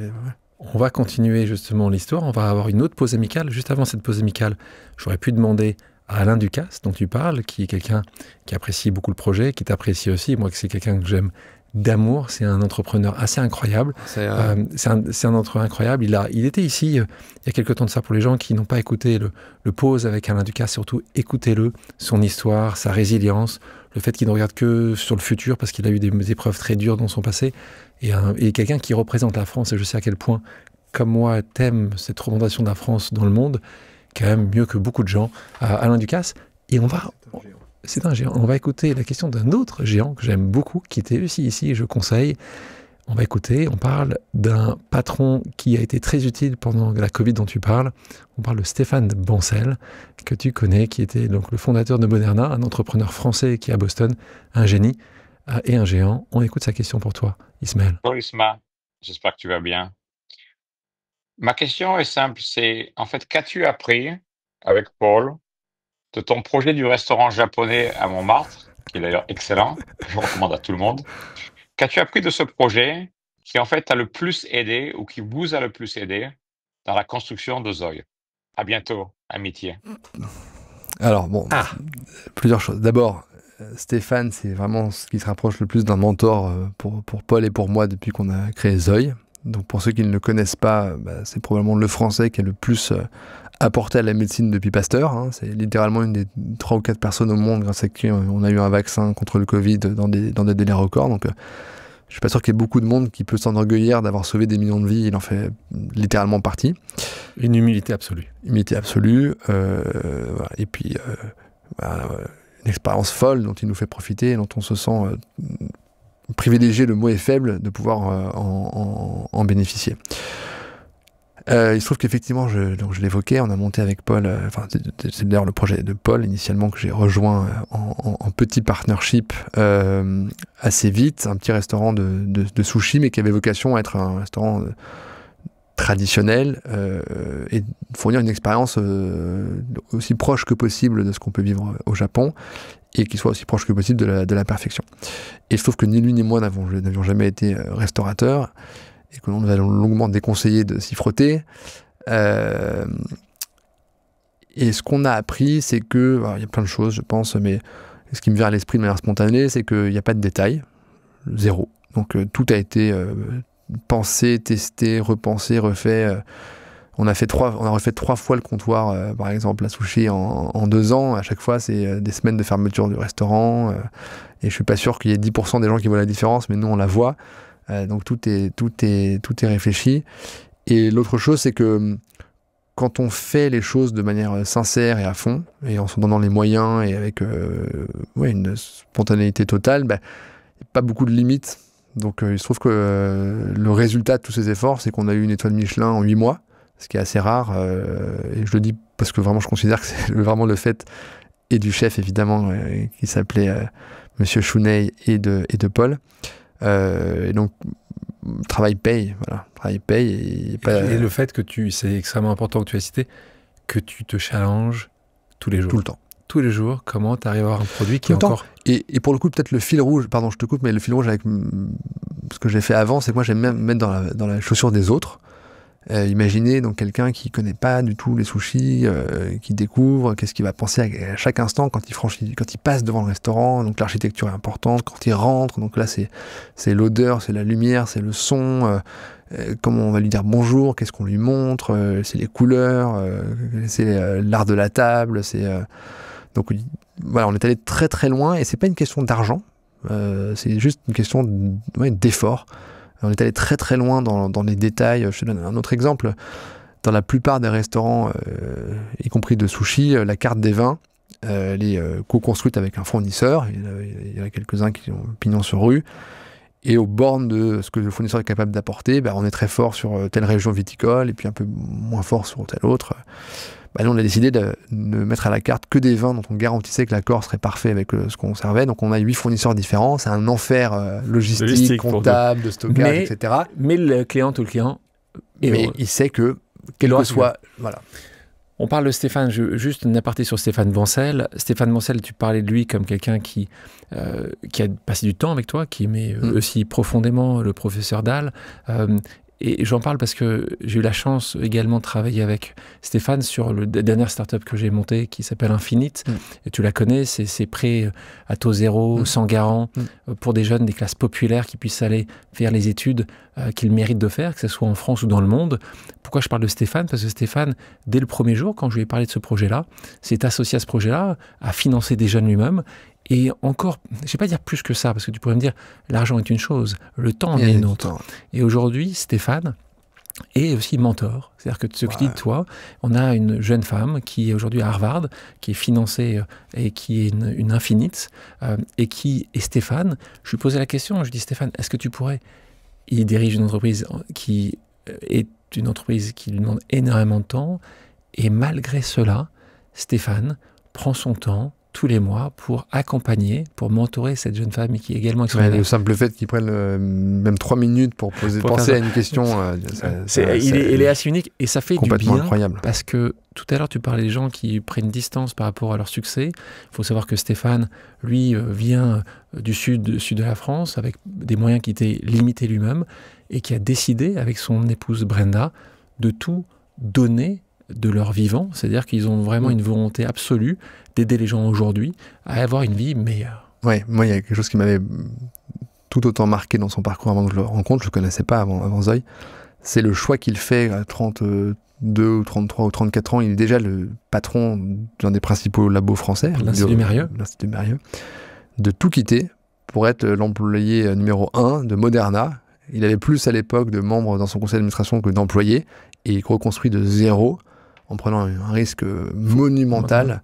À Boston, à ce moment-là. Donc ça, quelqu'un qui est capable de faire ça, évidemment que... Avec respect. Au-delà du respect. Pour l'entrepreneur que tu es.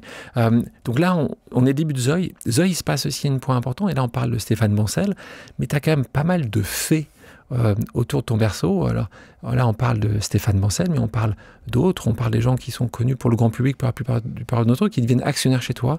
On parle de Xavier Niel, on parle de Rodolphe Saadé, on parle de Jean-Claude Marian. J'en oublie un certain nombre, assurément. Oui, Jean Moix, Patrick Lévy-Weiss. Jean Moix, évidemment. J'adore Jean Moix. J'aurais dû évidemment. Jean Moix. Vous ne le verrez certainement jamais ici, parce que Jean est comme toi, prend de la distance par rapport, et pourtant son histoire est incroyable, et sa vie, c'est une personne mais unique au monde. Donc Jean est aussi avec toi, un certain nombre d'autres personnes. Là, tu parlais tout à l'heure des gens qui, quand tu étais à la présidence, étaient intéressés à travers toi pour certaines choses. Là, c'est comme toutes ces années-là, tu peux pas lever 20 millions d'euros avec une idée si tu n'avais pas justement développé ce parcours. Tu penses que tu aurais pu réussir à lever autant d'argent avec un business plan, avec pas grand-chose. Je sais pas. En tout cas, ce qui est important, c'est que je n'en connaissais aucun d'entre eux. C'est ça. Donc, c'est pas du réseau au sens où on peut l'imaginer. C'est pas des gens que j'ai rencontrés dans mes fonctions passées. Est-ce que eux ont considéré que d'avoir participé à ce que j'avais vécu, c'était un élément qui permettait de peut-être rajouter de la crédibilité au projet? Probablement. Certainement. Et ça jouait un peu là-dessus, de le dire. Quand tu es entrepreneur, il faut jouer sur tes forces, non? Oui, bien sûr. Je n'ai pas joué. Il savait qui t'étais. Oui, et puis il n'y a rien de caché, il n'y a rien de... Et ensuite, je pense que ce qui est très important, et tu l'as dit, c'est que c'est littéralement tous des entrepreneurs. Donc c'est tous des gens qui ont construit quelque chose.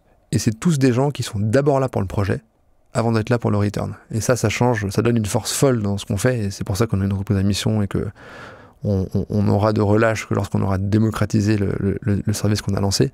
Mais le fait d'avoir autour de la table des gens qui sont partis vraiment d'une page blanche et qui ont construit des réussites incroyables, ça change tout. Là-dessus, je pense qu'il y a quelqu'un qui va être aussi important. On n'a pas beaucoup parlé.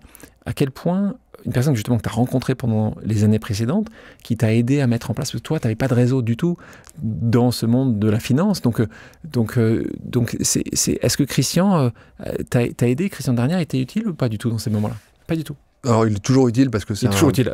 Christian Dernier a été là aussi invisible pour la plupart des gens, mais c'est lui qui a structuré, on va dire, sans plus les levées de fonds.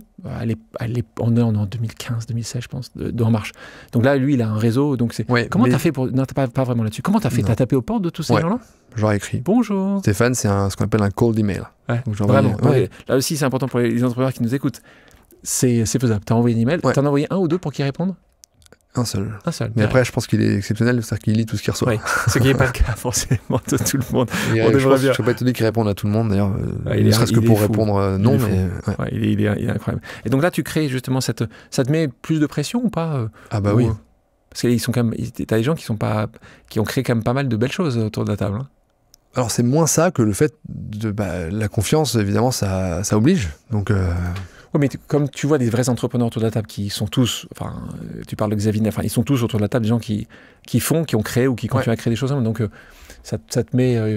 t'écoutes un peu les conseils, je pense. Puis zéro bullshit. Il n'y a pas d'espace pour tout ce qui n'est pas factuel et droit au but. Justement, toi, tu dis justement que tu aimes bien que ces investisseurs soient aussi des entrepreneurs. C'est un côté que tu aimes bien parce qu'en fait, tu sais qu'eux-mêmes ont sué, ont pris des portes, ont des cicatrices comme toi t'as. Ça aussi, c'est vraiment important. Ça a été essentiel dans ta sélection. On ne peut pas dire forcément une sélection de tes actionnaires. Essentiel. Et c'est pour ça que ce n'est pas des fonds. C'est que des individus, des personnes, et qui chacune apporte au projet quelque chose en sus de son argent. Donc, et qui d'ailleurs l'ont fait de manière très active dans les années qu'on suivi, c'est-à-dire qu'ils sont très aidants à chaque fois qu'on a besoin. Justement, là, tout à l'heure, on parlait d'une manière un petit peu à 1000 pieds de ce qu'est le projet, donc on parle vraiment de prévention, on a parlé de termes importants, utilisation de la data, de la donnée, pour bien le faire. Rentrons un peu plus dans le dur, pour que les gens comprennent, s'ils devenaient aujourd'hui clientes ou clients de Zoï, On a compris ton expérience avec le professeur Dahl, à quel point elle a été assez déstructurante, malheureusement, parce que c'était beaucoup d'informations pas au même endroit. Justement, raconte-nous un peu, si moi demain, je me dis, tiens, je veux faire cette médecine préventive, comment ça se passe? En gros, c'est une semaine? Bon exemple, ouais. tu es un entrepreneur, et il se trouve qu'un entrepreneur, après, j'ai envie de dire, c'est vrai de beaucoup de profils, c'est vrai d'une maman célibataire avec des enfants, c'est vrai de quelqu'un qui a un travail... un peu de charge mentale, c'est ça que tu veux dire? Énormément, Ouais. et donc on devrait tous pouvoir bénéficier du même traitement qu'un sportif de haut niveau. Et qu'est-ce qui fait qu'un sportif de haut niveau a un traitement particulier? C'est qu'on optimise tous les éléments de sa vie. Mais de sa vie, in fine, pour sa performance. Mais du coup, on lui dit, il faut manger ceci, il faut dormir comme ça, il faut se reposer à tel moment, il faut... Et donc nous, on récolte de la donnée médicale, on le fait nous-mêmes. Donc on a ouvert un centre de santé à Paris, à Paris, dans lequel tu suis un parcours de check-up. Donc il y a une vingtaine d'examens différents. Il y a de l'imagerie, il y a de l'imagerie lourde, il y a des analyses biologiques, il y a des examens cliniques, il y a des examens fonctionnels. Ça me prend quoi, 3 jours ça me prend? Non, ça prend une demi-journée. En 4h30, all in all, c'est terminé. Ça, c'est une des particularités, c'est qu'on a réinventé le parcours et donc tout vient à toi. Et c'est pas l'inverse. Donc il n'y a pas de temps de déplacement, il y a 0 temps d'attente. Dans une salle. Il y a 17 des 20 examens qui ont lieu dans la même salle. Il y a une vingtaine de salles différentes et les personnels et le matériel se succèdent à ton chevet. Et donc tout le temps que toi tu passes chez nous est du temps qui est médicalement utile. Ça change radicalement par rapport à une expérience plus curative. Lors de ce check-up, donc on récolte de la donnée et elle a pour caractéristique d'être standardisé, donc c'est exactement les mêmes conditions de recueil d'une année à l'autre et d'un individu à l'autre, c'est les mêmes matériels, les mêmes personnels, le même protocole, c'est la même température, c'est la même pression, c'est la même sonorisation ou insonorisation, exactement la même chose, ce qui fait que dans le data lake qu'on a construit, il n'y a pas de bruit au sens data science, donc ça rend l'analyse plus fiable, ça, conséquente de la donnée beaucoup plus fiable.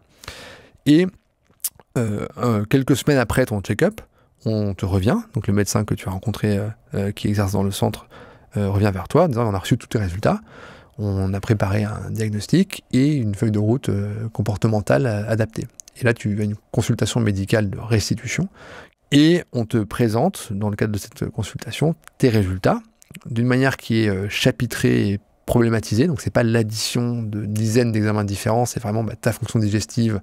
Voilà ce qu'on a regardé, mesuré, voilà ce qu'on en déduit, ta fonction cardio-respiratoire, ta fonction métabolique, etc. Ça, c'est la partie diagnostic. On compare avec un homme de ton âge et on en déduit, on le traduit en recommandations granulaires, activables et personnalisées. Donc, c'est pas il faut manger 5 fruits et légumes par jour, c'est qu'est-ce qu'il faut manger, à quelle heure, dans quel ordre, de quelle origine, donc quel type d'huile pour quel type d'oméga qui ont tel type d'effet, c'est quel type d'exercice physique, et on fait la différence entre l'exercice et l'activité physique, à quelle heure dans la journée, suivi ou pas de quel type d'hydratation, c'est à quelle heure il faut que tu te couches, à quelle heure il faut que tu te réveilles, à quoi il faut que tu sois attentif dans ta vie de tous les jours pour te dire ah là il y a un signal d'alerte que j'avais toujours négligé, qui en fait veut dire que, et ça il faut que je sache que je bascule sur tel comportement, et on touche vraiment tous les compartiments de la vie quotidienne, mais il y a autant de parcours qu'il y a du coup d'individus. Comment tu arrives à voir l'impact positif de ton travail? Parce que là, en gros, tu pourrais dire du mien ou du travail de Zoe. C'est-à-dire que globalement, tu vas dire on aura évité des morts précoces, comment tu arrives à le définir, ça? Alors, il y a plusieurs choses. Il y a une dimension un peu empirique et j'ai en tête, on a toutes les semaines des témoignages incroyables. Un tout récent qui m'a touché parce que je trouve que la manière de le formuler était poétique. On a une jeune maman d'une 40aine d'années qui est revenue pour la première fois. Donc, elle était venue il y a 1 an, elle est venue pour un check-up bilan au bout d'1 an. Et qu'à un moment, elle revoyait le médecin qu'elle avait vu 1 an auparavant, avant que le médecin même puisse lui dire, elle dit « Attendez, je voulais vous dire, ce matin, quand j'ai dit à mon fils, qui a, je sais pas, 6 ou 7 ans, que je revenais chez elle, il m'a dit « Ah, mais maman, tu te rappelles quand tu étais vieille ?» Donc, aux yeux de son fils, en 1 an, elle a rajeuni. Donc, ça, c'est la partie empirique. En gros, ce qui se passe, c'est que d'abord, on fait du dépistage. Et en fait, on trouve beaucoup de choses, plus ou moins graves. Hein, donc, ça peut aller jusqu'à quelque chose d'urgent. Il y a des gens qui sont opérés dans la foulée du check-up. Ça peut aller à des gens qui ont des pistes, des virus qui pourraient avoir des conséquences graves, des maladies du foie qui pourraient dégénérer. Donc, on sauve des vies, ce faisant. Et on fait de la prévention. Donc, on identifie des signaux avancés de déséquilibre qui, s'ils n'étaient pas corrigés, pourraient conduire à des pathologies. Et le fait de les corriger, ça améliore la qualité de vie de manière très perceptible. Donc on a 2/3 de nos membres qui déclarent que dans les 3 mois qui suivent le check-up, ils perçoivent une amélioration de leur qualité de vie. Ça, Ça, pour quelqu'un comme moi qui cherche de l'impact, c'est vraiment quelque chose incroyable. Donc là, on parle de ce programme, de ce centre que tu as. Tu parlais tout à l'heure de centralisation. Je sais pour toi que c'est important. On parle d'un centre à Paris qui va toucher essentiellement, alors même si tu peux, pour 4h30, venir de province. Quelle est ta vision justement à toi? Et tu sais que c'est un sujet qu'on a déjà eu par le passé entre toi et moi, et surtout connaissant ton amour, si j'utilise des gros mots, mais voilà, de ce qu'est la France et aussi ce qui fait la France et sa différence sociale également. C'est un projet aujourd'hui qui touche plutôt une certaine population. Quelle est ta capacité, selon toi, à apporter ce projet qui est génial et qui va permettre de pouvoir aider la vie des gens qui ont plutôt les moyens à un nombre plus important de la population française qui ne serait pas uniquement à Paris, sur ces deux sujets, social et décentralisé. Est-ce que c'est facile à faire? Est-ce que c'est impossible? Est-ce que tu penses y arriver? Ou est-ce que tu penses que le produit, malheureusement, n'est pas adapté? Alors au contraire, on est sûr d'y arriver. Et ça a été conçu pour y arriver. Moi j'adore, c'est cool ça. Et c'est le mandat, la question c'est quand et dans quelle proportion. Oui, si c'est dans 40 ans, c'est un peu Non, c'est pas du tout dans 40 ans. En gros, ce qu'on a déjà créé, c'est quelque chose qui est onéreux parce que ça coûte 3 000 € par personne et par an. Donc c'est pas du tout à la portée de toutes les bourses. C'est essentiellement les entreprises, c'est ça aujourd'hui? Non, c'est moitié-moitié. Moitié-moitié. Littéralement. Qu'on explique aux gens, ça pourrait être des entreprises qui achètent pour leurs cadres salariés, plutôt à mon avis, pour qu'ils financeraient comme ça. Ça dépend, on a des cabinets d'architectes qui mettent toute l'équipe de la réceptionniste. 50% individus, 50% entreprises. Exactement. Il y a une évolution, ça? Non, c'est assez... Okay. Et d'ailleurs, c'était une bonne nouvelle pour nous parce que ça révèle qu'il y a une demande côté particulier qui n'existait pas, qui n'était pas satisfaite en France auparavant. Si tu devais faire... Et je parle vraiment que de la partie purement médicale. Donc pas du tout de la partie technologique, du parcours, du fait que tu fais en 4h30 ce que j'évoquais. La somme de la valeur, du coût de chacun des actes médicaux qu'on réalise dans le public, les analyses biologiques, les examens, l'imagerie, les consultations, tu en aurais pour 2 à 3 fois plus cher. Donc déjà, tu as un très bon deal, entre guillemets, sur le plan purement médical. Nous, le pari, il est très simple, c'est que le volume qu'on va pouvoir atteindre en arrivant à standardiser le parcours et en améliorant l'efficacité du parcours va permettre de faire baisser les coûts. Je te donne un exemple, le coût des analyses biologiques, il est monstrueux. Nous, c'est le principal poste de dépense par check-up et c'est de l'argent qu'on reverse. Zéro pour toi. Zéro, c'est vraiment directement des prestataires. Donc si on est capable d'obtenir des effets volumes, évidemment, on va avoir un impact. Sur de 3 000 €, selon toi, ça pourrait descendre. Si le monde parfait existe... Nous, on vise quelque chose qui soit de l'ordre d'un gros abonnement Internet. Voilà. Quelqu'un qui a une grosse box avec... Donc c'est 120 € par mois? Ah non, c'est deux fois moins. C'est 2 fois moins. Ouais. D'accord. Donc en gros, tu dis qu'à... T'as un gros abonnement Internet, et tu rajoutes Netflix et Canal... t'as raison, moi je parlais de mobile en fait. Ouais. Donc là, c'est que Internet avec Canal et Netflix. Allez, soyons grands. Et donc là, tu dis, entre 500 et 700 €, c'est là où tu as envie d'aller. Ouais.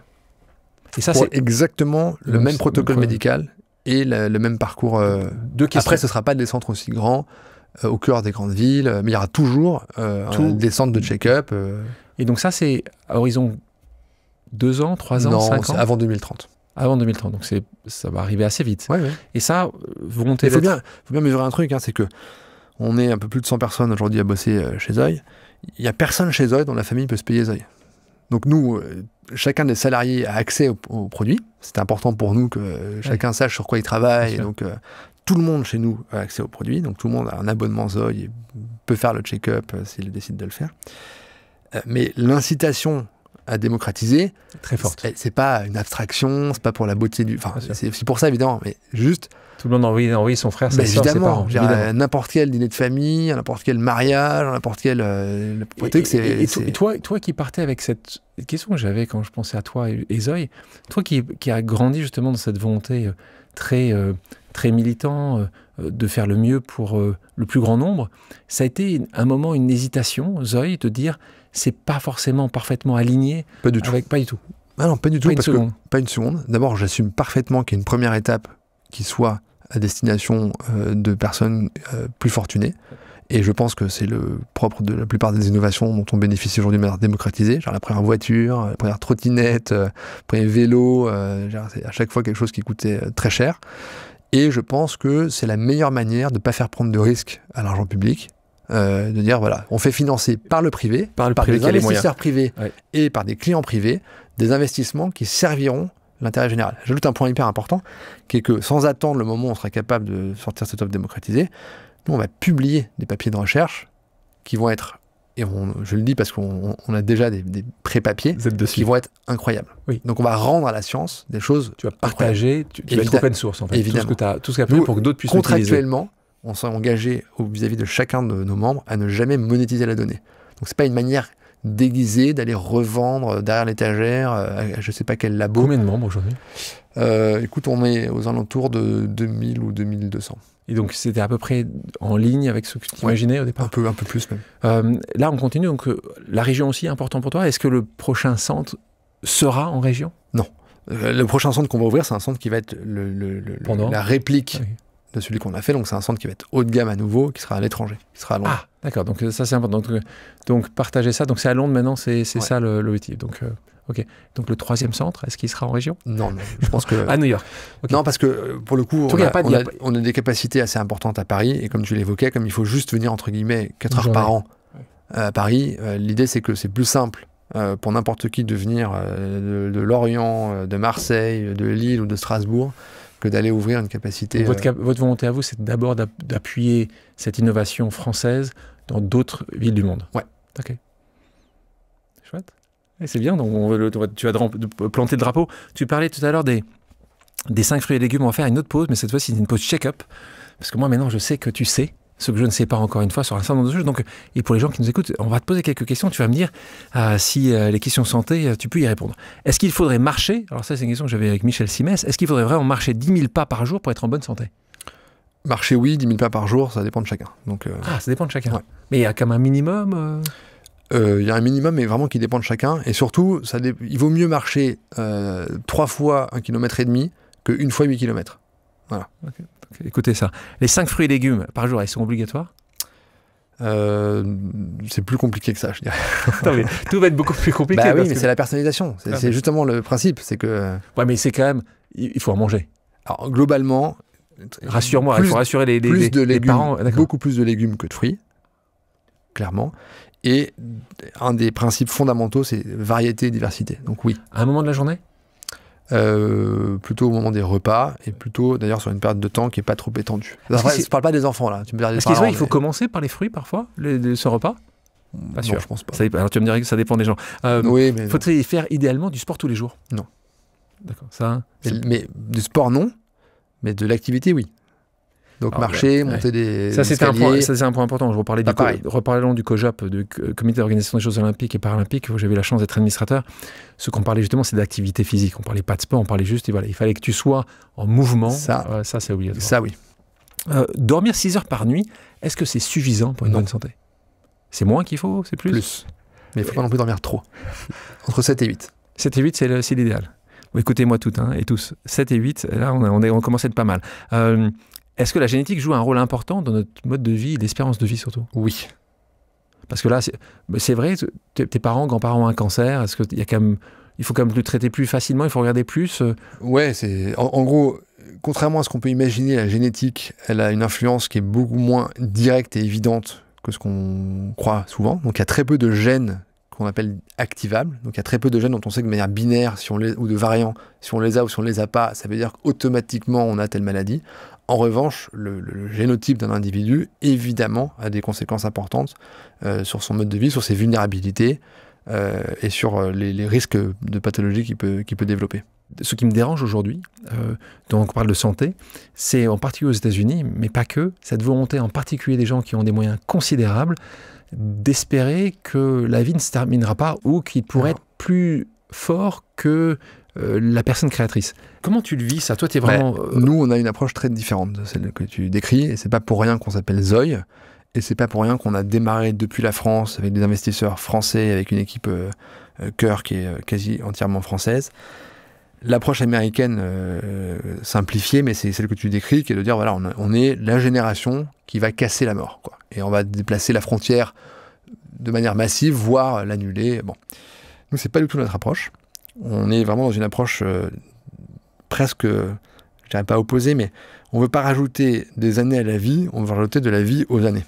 Donc l'espérance de vie en bonne santé, à la naissance, en France, Et courte. elle est de 63 ans. C'est fou. Personne ne sait ça. Non, personne, parce que Donc, les gens à la parlent de l'autre naissance, 80 ans. exactement. C'est On celle pense de que mort. c'est 83 ans, mais c'est l'espérance de vie.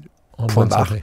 L'espérance de vie en bonne santé, elle est de 63 ans. Donc il y a en moyenne 20 années de déclin, de dépendance, en fait de malheur. Alors là, Et en plus, tu nous casses le moral. Non, mais c'est à la naissance. Ça ne veut pas dire que quand on a 58 ans, on n'a plus que 5 ans. Ouais. Évidemment, l'espérance de vie, tu sais, elle se décale chaque année. Bien sûr, mais en tout cas, c'est un point important. Tu as raison, on n'en parle jamais de ça. C'est en bonne santé. On n'en parle elle est jamais, courte. c'est beaucoup plus important en réalité. Et donc nous, Bien ce sûr. à quoi on s'attaque, c'est ces 20 années intercalaires. On veut s'assurer que tu vivras jusqu'à ton dernier jour, et ce dernier jour t'appartient ou appartient à la force créatrice que tu évoquais, et ça, on ne changera pas, mais en pleine possession de toutes tes capacités motrices, cognitives, et donc tu pourras porter tes enfants et tes petits-enfants dans les bras, tu pourras jouer avec eux, tu pourras continuer à discuter, à débattre, à lire, à apprendre, voilà. Tu as justement un point de vue, je suis sûr que tu l'as, sur la fin de vie. Aujourd'hui, quand on en parle, d'un point de vue politique, est-ce que tu penses que ça doit être un choix ?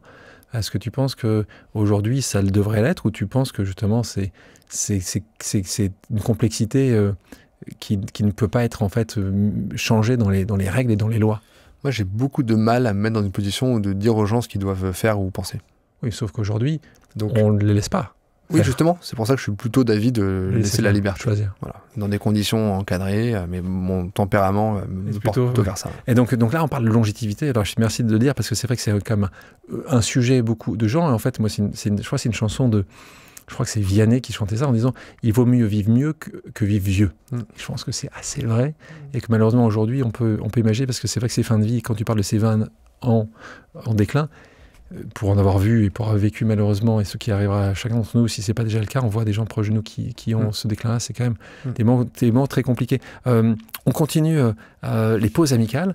On a évoqué tout à l'heure quelqu'un qui a la gentillesse de nous faire une nouvelle pause amicale. Ça va ? T'es bien encore ? Ça va ? Tout va bien ? Ouais, ça va. C'est vrai que c'est chouette. Et donc, savoir si Zoé, toi, cette aventure Zoé, déjà, qu'est-ce qui pourrait se passer après ? Et s'il y a un après, on écoute la question de quelqu'un qui a travaillé dur avec toi. Il s'appelle Cédric O. Salut Isma, c'est Cédric O. J'espère que tu vas bien. Écoute, Alexandre m'a demandé de te poser une question. Et la question que j'avais envie de te poser, c'est... Est-ce que tu penses que tu reviendras un jour en politique, ou alors que tu te réengageras en politique ? Et si oui, quelles seraient les conditions qui feraient que tu pourrais te réengager ? Alors d'abord, pour ceux qui ne connaissent pas, c'est un de mes plus anciens et plus proches amis, quelqu'un pour qui j'ai beaucoup d'admiration. Qui a été donc secrétaire d'État. Oui, alors avant ça, qui a été même conseiller avec moi à l'Élysée. Conseiller, évidemment. Conseiller, et puis avant ça... 2006 déjà. Hein, 2006, on est en 2006. il a été dans la campagne dès 2016. Et typiquement, ça fait partie des gens que j'évoquais, dont je pense pouvoir dire qu'on partage la même approche du sujet de l'engagement. Lui, il était parti dans le privé pour apprendre, y compris le métier de l'industrie, en faisant le choix très courageux de repartir de tout en bas, de diriger une équipe d'ouvriers qualifiés dans une usine, voilà, pour se frotter à la vraie vie, qui est revenu, mais sur son temps libre, à prendre le risque pendant une année entière, être le trésorier d'une campagne au départ très incertaine, et puis qui est devenu secrétaire d'État au digital. L'innovation. Alors, ma réponse est non, je ne vois pas revenir. Voilà. Il te connaît bien quand même. S'il te pose la question, c'est aussi non que ça, aussi ferme. Là, c'est dans l'engagement, dans le non. J'aime bien parce que tu me dis non, mais malheureusement on ne peut pas rentrer sur la seconde question qui était certainement l'intérêt de cette question-là. C'est avec quelles conditions ? Tu penses que... je ne vois pas. Bon, Cédric O, la réponse est non. Ouais. Si on revient justement à toi quand tu étais à Sciences Po, si tu avais, et j'en connais un certain nombre de ces jeunes qui sont des militants, quels que soient les partis, qui sont engagés, qui croient qu'il y a des choses qu'on peut changer, et je pense que c'est encore le cas. Qu'est-ce que toi tu dirais aujourd'hui si tu avais un conseil à donner à ces Ismaël de Sciences Po de 2006, avec cette expérience que tu as? Qu'est-ce que tu dis? Change pas, fais encore plus, te décourage pas, ce serait quoi le conseil? Bon, d'abord, je pense que c'est important qu'il y en ait, à Sciences Po et ailleurs. Pour reboucler avec un des éléments de notre discussion, moi je pense que la réalité a perdu de son importance et qu'il faut qu'elle la regagne, et qu'en matière politique, à fortiori dans un pays qui vit des bouleversements comme le nôtre, qui a une culture politique assez violente, avec des rémanences révolutionnaires régulières, Bon, il faut qu'on mesure le trésor collectif qu'est la vie civile et citoyenne, et qu'on a tous en partage. Et je crois que le premier, peut-être le seul objectif qu'on peut tous s'assigner, d'où qu'on vienne, et quelles que soient nos convictions, c'est d'être au moins d'accord sur nos désaccords. Et ça, c'est très dur, parce que ça veut dire se mettre d'accord sur un langage commun pour décrire une situation, une réalité, les différentes options pour peut-être la corriger, peut-être l'aggraver, ça dépend des avis, mais en tout cas, d'accord sur ce qu'on voit, peut-être désaccord sur ce qu'on en tire comme conclusion, mais d'accord sur ce qu'on voit. Donc faire cet effort-là, de se mettre dans la chaussure de l'autre, pour se dire qu'est-ce qu'il voit. Possible avec les extrêmes? Peut-être même, a fortiori, nécessaire encore plus avec les extrêmes. Oui, mais est-ce que justement, il y a ce que tu vois pas, et ça veut pas dire d'accord avec eux, déformé? Non, mais la réalité, je pense qu'il n'y a pas de situation dans laquelle on sort gagnant, et quand je dis on, c'est quelque camp politique que ce soit, et a fortiori encore moins un pays, de tourner un regard aveugle sur un sujet. Voilà.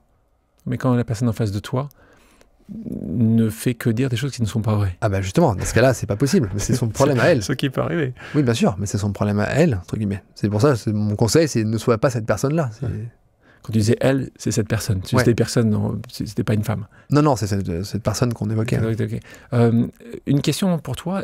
On parle de pause ici. Est-ce qu'il y a des moments où, et on te voit assez calme dans ce que tu dis, avec une distance sur beaucoup de choses, ce que expliquait Anne Descamps au départ, est-ce qu'il y a un moment dans ta semaine, dans ton mois, dans ton année, ou un endroit où tu aimes faire la pause, une pause? Il y a un endroit sur Terre où tu dis juste... Je n'ai pas besoin de l'endroit, mais... T'as pas bien? Ah si, je suis bien partout. Ouais, tu n'en as pas besoin de ce... Non, mais je fais des pauses au sens où tu l'entends très souvent. Moi, j'aime beaucoup lire, donc je peux lire partout, par exemple. Donc, je marche pas mal, donc c'est pareil, c'est des moments de prise un peu de recul. Ouais. Et pour terminer, s'il y avait quelqu'un que je devrais inviter à ta place, tu dis, tiens, moi qui ai vécu cette expérience, j'aimerais bien entendre telle personne, il y aurait quelqu'un que tu voudrais qu'on invite ici?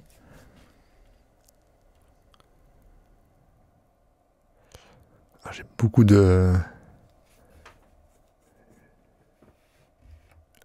beaucoup d'idées. Balance. Pour pas rester peut-être dans l'entrepreneuriat.